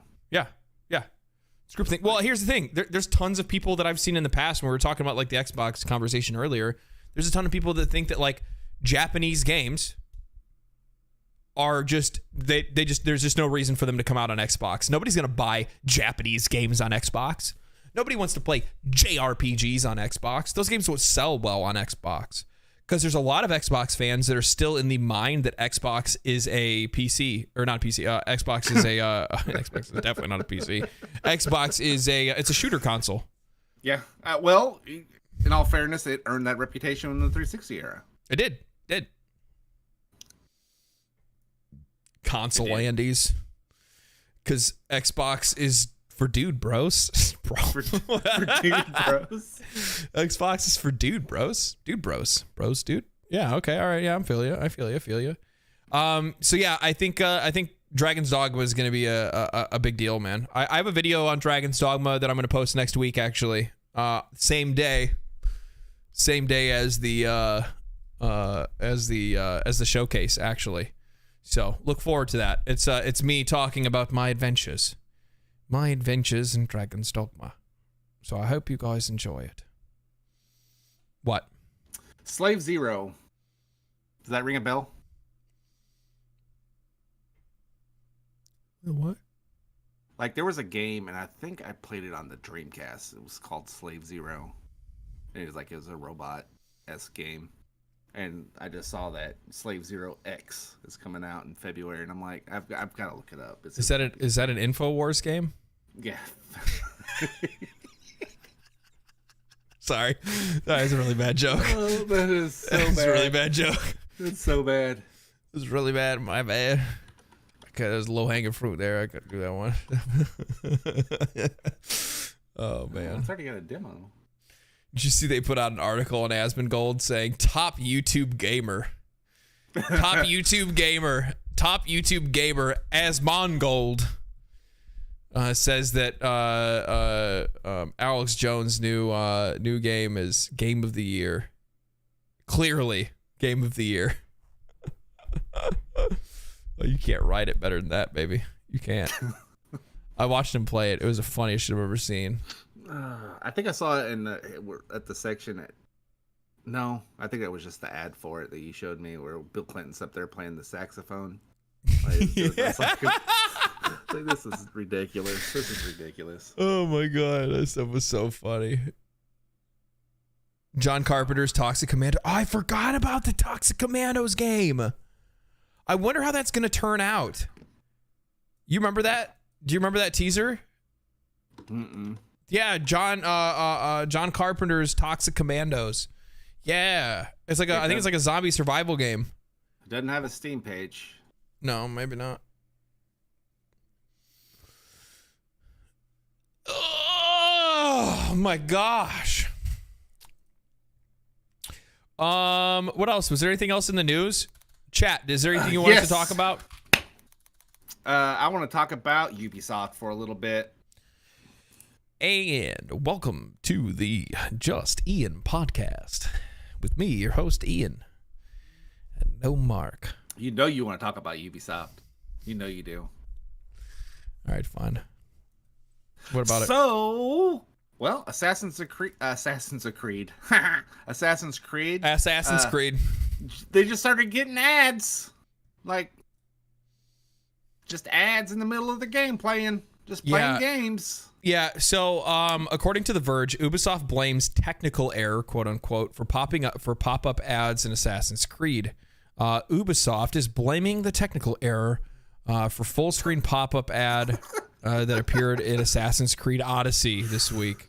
Reddit users say they spotted the pop-up on Xbox and PlayStation versions of the game, the ad appearing just when you navigate to the map of the screen. So, man, I'm kind of half and half on this, to be honest. So, you want to know why it popped up on those versions? On Xbox and PlayStation? Mm-hmm. Why? Because those versions are on their game service for both of them. It's on Game Pass, and it's on the PlayStation Plus. That's why it popped up. It wasn't a technical error. They're playing a free game, so they wanted to show them the ad for the not free game. I guess. Yeah. I mean, that's kind of. I mean, you're reaching, right? No, I don't think I'm reaching. you're like it's a wide assumption. Yeah. Like here's my thing. It is an assumption, but they are free. They are both free to play on those consoles. I just don't know if I want to take them to task over something that they've never done before. If I see it again, then obviously we're going to talk about it, right? But I get where you're coming from, because it's like, how would they accidentally put a pop-up ad in the menus, right? Yeah. And I mean, maybe it could be the string of code that says, like, obviously, how differently are menus coded in video games? You have take character main menu, right? And then there's gonna be take character like pause menu or map menu. So I mean, there's a potential that, you know, the wrong string of code got put in the wrong place. That could happen. It could happen. I'm just saying it could. We could immediately assume malcontent, right? We could immediately assume that they are dark evil overlords trying to push ads in, like, you know, you guys remember that Futurama episode where like they were getting ads in their dreams. And Fry's like, hey, no, we don't, you know, we didn't get ads in our dreams in my time. And he's like, well, yeah. He's like, what, you guys didn't have ads? And he's like, no, we had ads in the newspaper, on TV, on billboards, on milk cartons, on magazines, on TV, on movies, on, like, it's like literally everywhere, right? Like advertising's everywhere. But yeah, I don't know. Like, James says this is not the first time. Someone showed they did this 4 years ago as well. That was the technical error then too. Well, I would need to see proof of that before I form an opinion off of that, right? Yeah. No, I'm not saying I don't believe it. I'm just saying that, like, I'm one of those people that's really careful about making sure that I just jump to an opinion, because I just don't want to be reactionary. Yeah. No, I get what you're saying on that. That's fair, and that's fair. To have that stance, but I am tying some red strings together, and it makes sense as part of the services that they so what happens, both of those services, they pay Ubisoft a set amount of money to have their games, right? Whatever. And this is a way for them to capitalize on top of that as well. And I don't think because especially if it was just for microtransactions, it's to buy a new game. But if it's for microtransactions, I could see that, because that ends up being a win-win for both the platform holder and the game and the publisher. You know what I mean? So I mean, like, so okay. I'm gonna give you a two-sided opinion. One, okay. Would I put it past Ubisoft? No, of course I wouldn't fucking put it past them. Guys, I've said this on multiple podcasts by this point. If I worked in the gaming industry, you guys don't know this about me. I have a marketing degree. Okay? Bullshit. I have a marketing degree. You know what I would what I would do if I worked for one of these companies? I would shove shit down your throat every day. I would do some of the scummiest stuff to make money. Oh my God. And here's the thing. And I would do it, and you would like it. Like, you like it. Like, I would. Wait, I don't know. The way you said that makes me want to take my shirt off. Yeah. No. Like, don't get me wrong. Like, the biggest problem is that, like, a lot of these developers, a lot of these studios, is what I need to say, is a lot of these studios and their marketing teams are so bad at marketing their games. They don't know the audience. They don't know how to market to them. They don't know what their needs are. And they constantly do this thing where, instead of just, like, learning on how to, like, sell us stuff, they would rather just do some of the more traditional ways of marketing, which is just show them a pop-up, do this, do that. Here's the thing. Who here in chat likes pop-ups? And anybody, like, no, there's not. How many times have any of you guys clicked on an ad and actually bought something off of a pop-up? Nobody does. Most people buy pop-up blockers. Why would you think that we would want that in our entertainment, in something we're enjoying? Like, this is only going to be something that is going to serve to anger people more than anything else. Even more so if you're putting it in the middle of gameplay, right? That's beyond worse. And there's tasteful ways to do it. But this is what I'm trying to get to. Would I put it past them doing this? No, I wouldn't put it past them. I could easily see them doing this. Why? Because Ubisoft bad. Ubisoft bad. bad. Like, they are not good at marketing their games. They're not good at reaching an audience. They don't even know who their audience is anymore. I don't know who their audience is anymore. I don't even know who they're making games for. I don't even know who's buying this stuff. But beyond that, I also don't see them doing it necessarily because I could easily see this being a technical error in itself. Okay. And this was a relatively isolated issue that we only saw pop up on Reddit, and then not a lot of other outlets jumped on this either. Yeah. So I'm not about to take them to task and staple them to the crossover, right? So to finish my red string theory and tinfoil hat conspiracy, because I called them out. They're basically games that are free to play games, correct? For subscribing to the service. What other platform has free to play games with pop-up ads? Say that again. So what other platforms have free to play games with pop-up ads? It's not a new concept. Free to play games with pop-up ads. Mm-hmm. Yeah. Where would you see those? For things other than in-game content? Yeah, I'm just saying, well, even for in-game content, a pop-up ad, I mean, Diablo for the content, they all do. Any live service game has pop-up ads specifically for their game, right? Yeah, for their game. Don't get me wrong, because that also like Modern Warfare, Call of Duty Modern Warfare obviously has pop-ups for in the main menu when you first start the game, advertising, hey, go get Modern Warfare 3. Yep. Genshin did Genshin? So here, actually, I have a question for you guys. Did Genshin put ads for Honkai Star Rail in Genshin Impact? The actual game. I'm not talking about the launcher or anything like that. I'm talking about in game. I don't think it did. Oh, okay.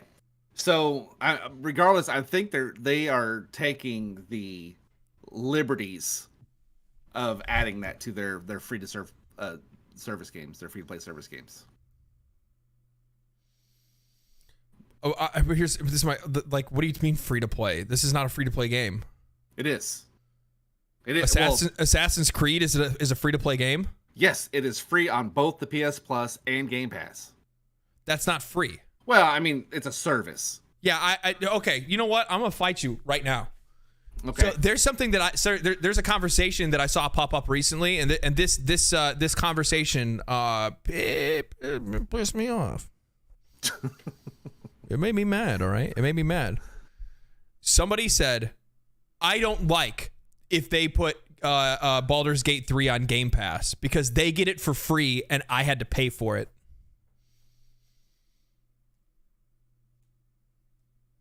What part of $14.99 and an Xbox Live subscription? No, $14.99 covers the subscription. Does it cover both? Yeah. Game Pass and the Xbox Live subscription? Okay, so what part of $14.99 a month and you don't actually have ownership? So once they take it off the store, it's gone forever? What part of that sounds more advantageous to your $60 and you have it permanently? What part about that sounds free exactly? Well, I'd say that it's a better value proposition. I wouldn't say, maybe you're right. I wouldn't say free. It's a better value proposition. I think in the case of games that have more replayability and higher value, do not have the better value proposition if you're paying monthly to play that game. Specifically. Well, game specifically, right? Because you will have you very well could have some people that will sign up for Game Pass just to play Baldur's Gate 3. Yeah, but right? But the majority of people who are signing up for Game Pass aren't. What I'm saying is that'd be like buying and people do it, buying a streaming service to just watch one show, and then they cancel the streaming service after they're done running through the show, right? Okay, that happens. That's a thing. Yeah, but the majority of people are paying for the service for its entirety. You understand what I'm saying? Yeah. So we can argue the free, not free. I get it. You're still paying something for the game, but you're not paying on Steam right now. I think those games are both like $39 to $40 a piece. You know what I'm saying? So yeah, you're not having to hop on. You're not having to give that initial. It's like paying with credit cards. You're not paying the initial deal. You're just paying your monthly. Yeah, I think when it comes to so I do not like pop-up ads in games that have like when pop-up ads come up even in the main menu, right? Yeah, so like I really didn't like it with Diablo. I don't like it with Modern Warfare games. Activision is a major perpetrator in this, right? Like they do this stuff with all of their games. So it wouldn't be far off for Ubisoft to do the same thing, because I actually, the funny thing is I see Activision and Ubisoft being in the same vein, like the same kind of companies trying to do the same kind of things, except for Ubisoft is massively less successful at doing it. Yeah. Well, and my issues with it, I have two issues with it. One is they just didn't own it and just not say anything, and they say it's a technical error. You understand? Could be worse. 2K literally shows you ads for a casino. Yeah, that's it. So yeah, that's the other thing. Like, there's also like the in-game monetization and stuff like that obviously they try to push on players as well. I think like there's also like I don't know if you guys have ever watched this guy before, but I'm a really big fan of Nakey Jake. And he actually has a YouTube video that he did on video in-game advertising, like video games and ads. And this is one discussion of having ads in video games that actually serve to immerse you. And there are games that do it really well. Like, you could totally advertise products to me if I'm playing a game like, I don't know, Grand Theft Auto, Forza, sports games, things like that, because you can utilize the billboards, you can utilize the standard advertising that you would see on a hockey rink or on a basketball court or at a football game, that we would see regardless, and it actually serves to immerse the player because it reflects real life, right? So that would be effective use of marketing in video games. However, a lot of these other games don't have the opportunity to do so.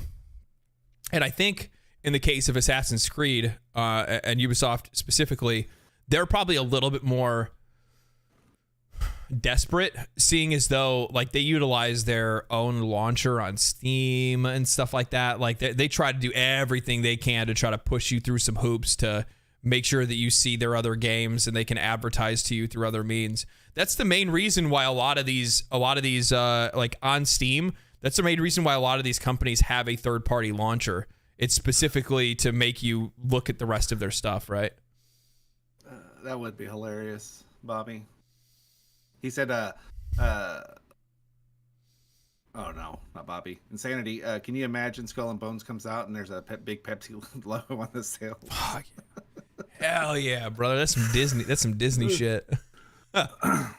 No, like I said, I just like if had they owned it, you know what I mean? Like owned it, like, yeah, we're just trying to whatever. But they're playing it off like, we just didn't mean to do it. Sorry. You know, just own it. Just own it. Like, I get it. Because like I said, I'm saying that the games are quote unquote free. I get it. But like, I wouldn't own it. I wouldn't own it. I'd hide it. I'd do everything I could to hide it. I'd make sure everybody didn't know anything about it. I'd bury that shit. Why? I would. I'd bury that shit. I'm gonna tell you right now. That's why, like, I always say, like, for the most part, when it comes to a lot of this stuff, like, I think I have a pretty good pulse on it because I myself, deep down, am evil. Yeah. Well, I know somebody who would not play your game, so like, I've said it in the past. If I ever made a video game, it would be the most predatory game you guys have ever seen in your entire life. It would have like the worst microtransactions, but crypto, but no, blockchain. No crypto blockchain. I mean, maybe. No, I'm kidding. I wouldn't go that far. What I would do is I would want to make the most enjoyable, best game ever, and then stuff it with monetization. Yep. But never give you anything to complain about. Yeah. The game's really good, but like, make it so optional. Make it so optional that you can't even argue it. No, worse than Genshin. Worse. Worse. You get to have every single character in the game. You don't have to roll for it at all or anything like that. But in the store are the most skimpiest outfits you've ever seen in your life, and you have to gotcha roll to get them. Oof. Oofies. Yeah. So, or like lock like romanceable scenes with the characters behind behind money. Like you're just about to be right there, and then it just pops up to continue this scene. It's like no. It would be like this. It'd be like you have two options. Like one is to kiss Shadowheart, the other one is to hug her. Right? If you press one to kiss, it's like that will be $5. And then you're like, oh, what? But if you hit two, you can hug her. But that means you guys are just friends. So you know that's it, right? And then when players would press one, be like, okay, fine, I'll pay the $5 so that I can kiss Shadowheart. It would still be an RNG roll whether or not you actually hit or miss the kiss. So then the dice would roll, right? And it would probably be karmic dice, and you'd get screwed because you forgot to turn it off. And then you just miss the kiss. That's $5 down the drain. The game would go, want to try again? And then you could, but you know it's another $5. Yeah, my bad. Swipe. I would make a character customization when making your character in Baldur's Gate 3. You could increase your genital size, but it's about $5 every inch. It's a $5 inch. And by the way, starting, you're only at 1. So oof. And you'll see people walking around. That's $100 peeps he's got right there. You see the peeps on that guy? The pay to win guy's just dragging it behind him.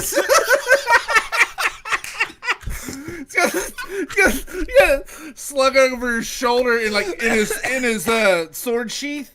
You're just riding, swinging around, hitting people in combat with it. That's his Eldritch Blast. No, it's a salami. Oh man. Well, in other news, Embracer laid off 904 people this month. Yeah, they've been smoking people like crazy, huh?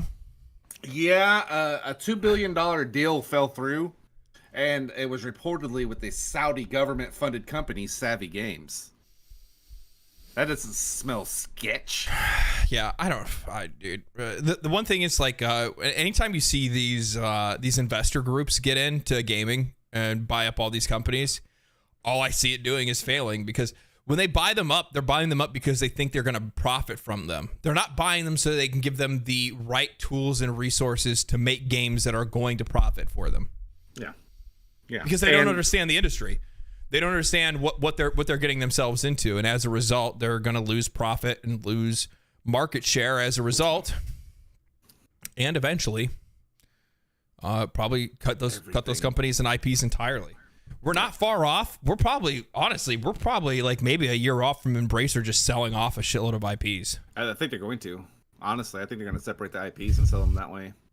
I don't get me wrong. I think there are studios there with Crystal Dynamics, Gearbox. There's some studios that are probably worth buying, and the good thing is if they wait long enough, they'll get so desperate they'll get them on a discount. You know what I mean? They'll get them cheap on the cheap. Yes, and that is what happened to the Saints Row dev. Yeah, obviously the CEO is coming out and saying how much it makes them stronger, and they look forward to the future. You know, the normal corporate jargon. Yeah. Excuse me. Let's see here. I'm trying to see.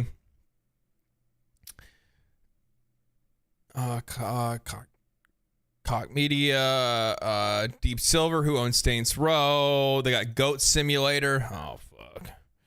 They have the Violation. Metro. They have the Metro franchise. Yeah. Shadow Warrior, Borderlands, obviously, because they own Gearbox. I'm gonna be honest. I don't see a return of Borderlands. I don't either. You know, that was actually one of the first videos ever made on this channel. It was. That was one of the first discussions Mark and I had. It was, I think, in our first or second podcast episode ever. By the way, today is podcast number 69. So in our second episode, when we had no viewers, literally none, nobody watched us. I think even the video, once it got posted, only got 5 views in total, and that was just because we had like friends and family we shared it to. Yeah, I made my wife like it. Yeah. So but in that, we had a discussion where we didn't think that Borderlands would come back because like we think that they should use like Tiny Tina's as more of a as a template for them to moving forward rather than going back to the old Borderlands way. But now that like time has passed and I've had some time to reflect on it, I actually just don't think that humor and writing has a place in the industry today. No, it's the same reason you won't get it's humor. It's humor that just hasn't like didn't age like well. Yeah. Like the thing is that like a really good example of this. Like there's very few things that can survive from that era. Like, so I watched the Scott Pilgrim versus the World anime on Netflix. Mm-hmm. Incredible. Really? Awesome. Oh, it's awesome. Yeah. I want to have a discussion. We're going to go back to this after we get done talking about this. It's not just like the movie, but an anime, right? Yeah. It's I think it's based off the comic. Really good though. But like a lot of things from that time and that era and that kind of humor just doesn't really stand on its 2 feet today. It's what is probably best coined as millennial writing, millennial humor, right? Which is mostly like bombastic gamer word garbage. Like I guess the best way for me to say it. Like it's just not funny anymore. Yeah. It just isn't funny. And as such, Borderlands, which is a game that really pressed on its humor. Though it had some really cool stuff, right? The RPG mechanics and first-person shooter, Diablo style loot game was fun. I think you'd have to just do something completely different, to be honest. Yeah. And also on top of that, Randy Pitchford's a piece of shit. So,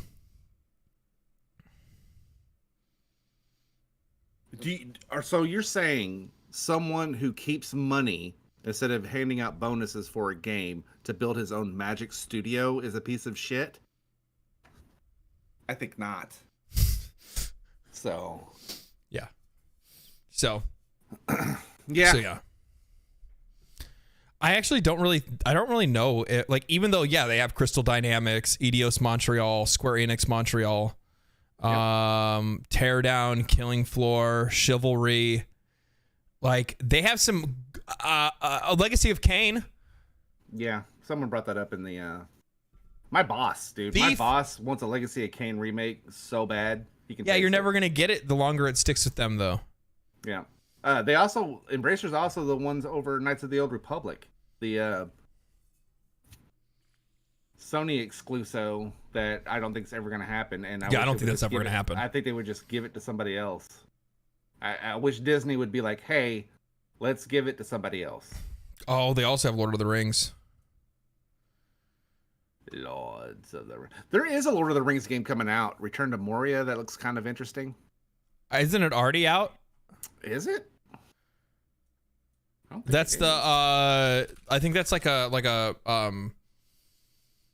survival game with dwarves. It is a survival game. Is it out? No, it's not Epic Games. That's why I haven't gotten it. Yeah, it's already been reviewed. 4 out of 10 by IGN, 58% by PC Gamer. Okay, so it's not actually good. Media bias. Oh, that must be media bias. There it is, guys. There it is. It's not a PlayStation exclusive, so we can't like it. He said Gollum too. But I will say this. Here's the thing. If I look up Google search trends and I look at Return to Moria, you know what one of the top suggested things is? Return to Moria PS5. I don't see anything about Xbox here. So most people, even on Google, when they're searching just for like how the game is, or if it's good, if they want reviews, the game for Xbox isn't even what players are searching for on Google. What does that tell you? What I said earlier, you have more PlayStations in the wild. You have more PlayStations just with the PlayStation 4, and you can add all of last gen Xbox One with this generation, and they still sold more than both of those combined. Yeah. So I mean, it's crazy. Like there's just a lot of people out there. Return to Moria got a 59 on Meta. That to me sounds like a good game. It sounds like 59 on Meta. What about something we should buy and play? I like Open Critic a little bit more. You know what? 58. Critics recommend 11%. It sounds good to me. What is the problem here? I think that sounds like a stream game. Just saying. Super Mario RPG comes out on November 7th, or it already came out. Got an 84%. What is Worldless? It's fucking bullshit. My stomach just made a noise that sounded like a motorcycle going through a tunnel. Like, wee, wee. What is this? Punishment kink. What is this? Well, he said I'm displaying my punishment kink. Oh my god. I like bad movies. I don't like bad games. Bro, do I need to play Dave the Diver? No. You don't know anything about it, do you? I watched something on it a year ago. No, I'm just kidding. I watched something on it a couple days ago. Okay. It was up for, I think it's up for a couple of awards, 1 or 2 awards. Indie game, yeah. Indie game, yeah. Indie game of the year and all that stuff. Yeah. Yeah. Slay the Princess. This got a 91 and a 92 by critics. Must be like a story-based game. Probably some bullshit. Yeah, of course they don't show me any gameplay. Oh yeah, it must be like a narrative game. A visual novel or something like that, maybe. Yeah. Did you see that the court ruling in the antitrust, that Valve lawsuit, that they're requiring Gabe Newell to show up in person so that they can drop the mic, so they can adequately assess his credibility? Does that make sense? He needs to be in person so that we can adequately. What are they gonna weigh him? His credibility. I hope not. So what is the lawsuit for exactly? So it's between. Okay, so Wolf filed the antitrust suit in April of 2021, claiming that Valve suppresses competition in the PC gaming market through the dominance of Steam, while using it to extract an extraordinarily high cut from for nearly every sale that passes through its store. Valve takes 30% of the sales made on Steam, up to 10 million. So 30% up to 10 million. Okay. Right. After which the percentage drops to 25%. So are they trying to say that they're taking too much money from developers? Yeah. Yeah. Okay. And 20% on sales beyond that. So it's who's suing them? Is it a company that also has their own launcher? Wolfire Games? No. Oh, it's okay. It's a publisher. Who are they published for? Oh fuck if I know. Let's look them up. Wolfire? Yep. They're probably a small indie. So like yes, they are. That is a bad thing about indie games on Steam. That is a high, you know. Yeah, you know what the thing is? Yeah, so they've never released anything that I've ever played. That doesn't necessarily mean anything bad. It's just I think what it is that like for them specifically, you know, they're probably like, well, you know, we have games that we want to release for like $3, but because of the way that Steam's set up, you know, they probably only get $1 of revenue. Yeah. Right? Or something like that because of how much Steam charges them for their games. Yeah, so yeah, I could see it being a problem. Well, you're okay. So depending on, I mean, it depends on like what their deal is with Steam. Well, it's 30%. Okay. That's an industry standard for almost everybody except for Epic. Epic's a little bit cheaper. Right. And obviously right now Epic's in money trouble. Weird, huh? But the thing is that like if you're playing on PC, where do you guys go to download games? I get what you're saying, but it's like Band-Aid. Yeah. Right? If I want a Band-Aid, I go get a Band-Aid. Well, that's true, but not an adhesive strip. Like the store is more than just you. That's where you can post where it goes. I mean, you're using their servers for downloads. You understand? I mean, it's a whole lot goes into it. It's not just your games available to sell there. I mean, I would prefer to download anything through Steam over any other launcher. Period. They are so effing slow. It's not even funny. I agree. So I mean, I get what they're saying, but I mean, what's the outcome going to be? It's a business. It's not like it's a free market. You understand what I'm saying? Of like, go sell it on a different store. Go make a deal with somebody else. I mean, it's that simple. Yeah. Yeah, I don't know. That's actually kind of where it gets a little odd, is that like they technically could just go sell their game somewhere else, or just go full independent and don't even have it on Steam. I'm actually looking at their page, and like 4 of their games are free. You know what I mean? So it's like, maybe you're probably better off trying to capture more of the revenue by yourself for some of these indie studios. But at the same time, you have like Steam Next Fest and some things that give you a really good opportunity to be able to capture more revenue. Or not capture more revenue, but get your game out there, right? So I don't know. Well, maybe we'll see how that one kind of unfolds. I don't know a whole lot of information about that, so I don't want to start, coming up with theories. You know what I mean? Yeah. You know how I am. I'm relatively cautious when it comes to coming to opinions, especially when we're talking about legal matters. Yeah, no. I just, like I said, it's not. Like, I'm looking at it in a business sense. It's not like they're asking anything that's not the standard. You know what I mean? Like, it's not the state. That's kind of the standard. Xbox charges that. PlayStation charges that. It's like the standard. The only one who doesn't charge that is Epic right now. Yeah. I mean, of the big ones. I'm not talking like GOG and all that stuff. Yep. Well, ladies and gents, we've gone for 2 hours and 20 minutes. We can do like a little bit of like a little Q&A, and then I gotta get some food, man. It's getting towards dinner time. Yeah, I want to stream so that I don't have to work tomorrow. So what are we playing? I mean, we can play something. We can stream on Twitch after this. Just kind of chill, hang out, play some Baldur's Gate. I'll have to remove my mods though.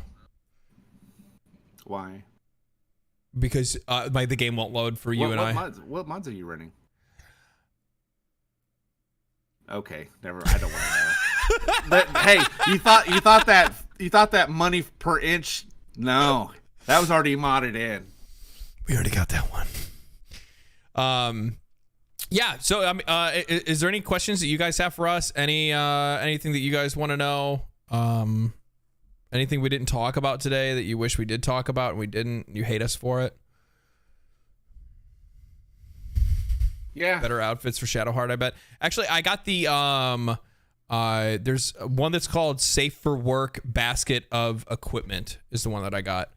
And it has like a bunch of safe for work attire, a bunch of different stuff that you can wear. Because I wanted to make sure that if I was capturing gameplay, I was capturing stuff that I could actually post to YouTube, or that I could stream if I single player played. You know what I mean? Yeah. I didn't want to like bar myself from being able to play the game on camera. Yeah. Willie Ram has a question. Ian, would you consider making a video on how, as a gamer, would market to gamers? Curious to hear from a marketeer that plays games. When he was going through his satire-esque spill of being as evil as possible, he was not kidding. No. He was not playing a character. That's exactly what he would do. I don't know if you guys want me to reveal the secrets of the world to these fucking companies. I could teach them how to make way more money than they're making right now. So another question. But they didn't want to hire me. Dark Hollow. I'm not intelligent enough for them. Are you guys going to play Warhammer 40k Rogue Trader at launch? Yes. 100%. Yeah. Yeah, actually 100%. 100,000%. What is that? That's December 7th, right? Day before Game Awards. Yep. Yep. That's the next game on my list that I'm playing. That's why I'm just playing like backlog stuff right now. He's saying AAA titles, AA. By the way, I never do this, and I need to do it more often. But if you guys ever feel like, as FTW did earlier, I really appreciate it when you guys become members of the channel. It does help things out here, and it helps to support the things that we do in the future, the plans that we make, the kind of content that we do, things like that. So I do really appreciate that. I just wanted to give you another shout out for becoming a member, so I appreciate that a lot. Yeah, Tuxter wanted to know what the issue with BG3 was because he missed the beginning of the stream. And the issue was that they're having problems with Act 3 on PlayStation. Yeah, it's performance issues with PlayStation and Act 3. That's all it is. And it's something that was as a result of a patch. So it's not even like it was baked in. Like they started playing the game. It was something that was at the at the beginning of the launch. It's something that happened as a result of a patch, which obviously Larian's going to fix. So I don't even understand why it's such a major issue that a lot of players feel like they need to talk about. Like it's just like make Larian aware of it, then Larian fixes the problem. Yeah. You know what I mean? Like there's certain things, like I understand being upset because you want the game to play and you want it to play right and you want to play the game. But also at the same time, the other thing is that like, we also have to keep our expectations within range of what is real and possible. Yeah. And what makes sense, right? Got to manage those. Issa Chen and Mara, are either of you going to rush the stage at the Game Awards? Answer is yes. Yeah, I need to talk about I don't know, I'll probably bring up some conspiracy theory nobody's talking about lately. I have no idea. I'm going to campaign for Alex Jones's game and why it was not nominated. And I will go up dressed as Bill Clinton playing the saxophone. Yep. And we're going to have frogs parachuting in. Yeah. So. Yeah. Question: will the ghost of Bill Clinton kid gonna pop up at the TGAs again? I'm pretty sure he's on a list. Yeah, no, for sure. Yeah, that could have get barred right at the door. You know, the crazy thing is like, I was actually like, I hate the world because like he actually did get fame from that. Like he actually has a podcast. Yep. All of his content, by the way, he is a rage baiter. Yep. That's all he does. That's the only kind of content that kid makes. He just makes rage bait. Like it's like he grabs some fake girl, makes a scripted conversation about how she has like, you know, like he makes this random girl talk about how she thinks that, you know, men need to have, you know, she can't marry a man unless he has like a $400,000 a year salary, and she thinks that's realistic and stuff. Like it's just disgusting. It's the worst part of the internet to me. I hate. There's nothing more than I hate than disingenuous content. It's not entertaining, and it's just all it does is all it serves to do is cause division, and I cannot stand that shit. I can't. I think I downloaded RimWorld, and I think I told him to download it. Rim what? Yeah, it's do not have your safe search on when you search that. Okay, I'm just saying. Yeah, Steam could come up with something completely different. Steam comes up with a whole different, whole different lot game. Of rims. 3-Bit says, "Long live the tax." Hey, actually, I read one of your tweets earlier today. I did too. I read that whole thing. It was actually a well thought out. It was. Tweet. It was. It was a very well thought out tweet on the whole subject, and I appreciated it. Yeah, I did too.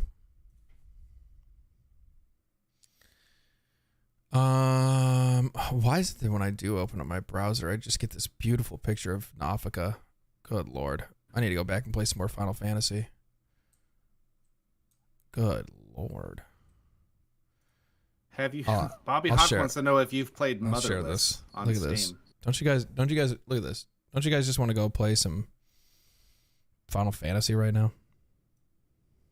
Oddly enough, I get like a Zelda vibe from it. I know it's something different, but like I think it's just the colors. It's like, wow. looking.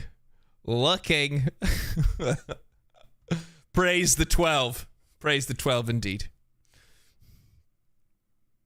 She looks respectable indeed. Yes. Truly a harvester of our times. Yeah. No, thank you, 3-Bit. Like, there needs to be more people in the community that do a well thought out tweet instead of just trying to spew some nonsense in, like, you know, however many characters you're allotted. And like I said, your tweet was very well thought out. It was well structured. It was a complete thought process, and it was, like I said, it actually, I wouldn't say it changed my perception of the deal, but it made me understand some things about it, about the reasoning behind the tax of what people are saying. Yeah, I mean, it's a very good tweet. Yep. That shit was solid. It was solid. Yeah. So I am hungry. Yes, If you guys want to hang out after this, we'll do after party on Twitch. You guys can go over there. You guys, we'll get the link in chat right now. You guys can head over to the Twitchies, for some like low key vibes. We'll play some Baldur's Gate 3. Hang out. I can eat din-dins. Yes, I need to eat too. You know what? You know what I've done? I've been on vacation since Wednesday. Yeah.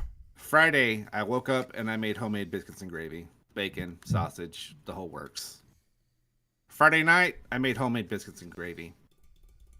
Saturday morning, guess what I made? Biscuits and muffin gravy. Dude, I think I've gained 25 pounds in the last 3 days. Dude, but like biscuits and gravy is good for you. Dude, it is so not good for you. And it is. I make some bomb ass gravy though, dude. I'm telling you, it's legit. But there was this football movie I watched once, and a player he was trying to get better, and he said you need to have Mama's gravy. You need to get some good biscuits and gravy. You boy, you need to eat Mama's gravy. And I was like, I need them biscuits and gravy. All right, everybody. Thank you guys for stopping by. Really appreciate it. Today was an absolutely fantastic show as always. I hope you guys have a fantastic week. Stay cool. Stay righteous. Most of all, stay safe, and we will see you on the next episode. 70 boo. Peace.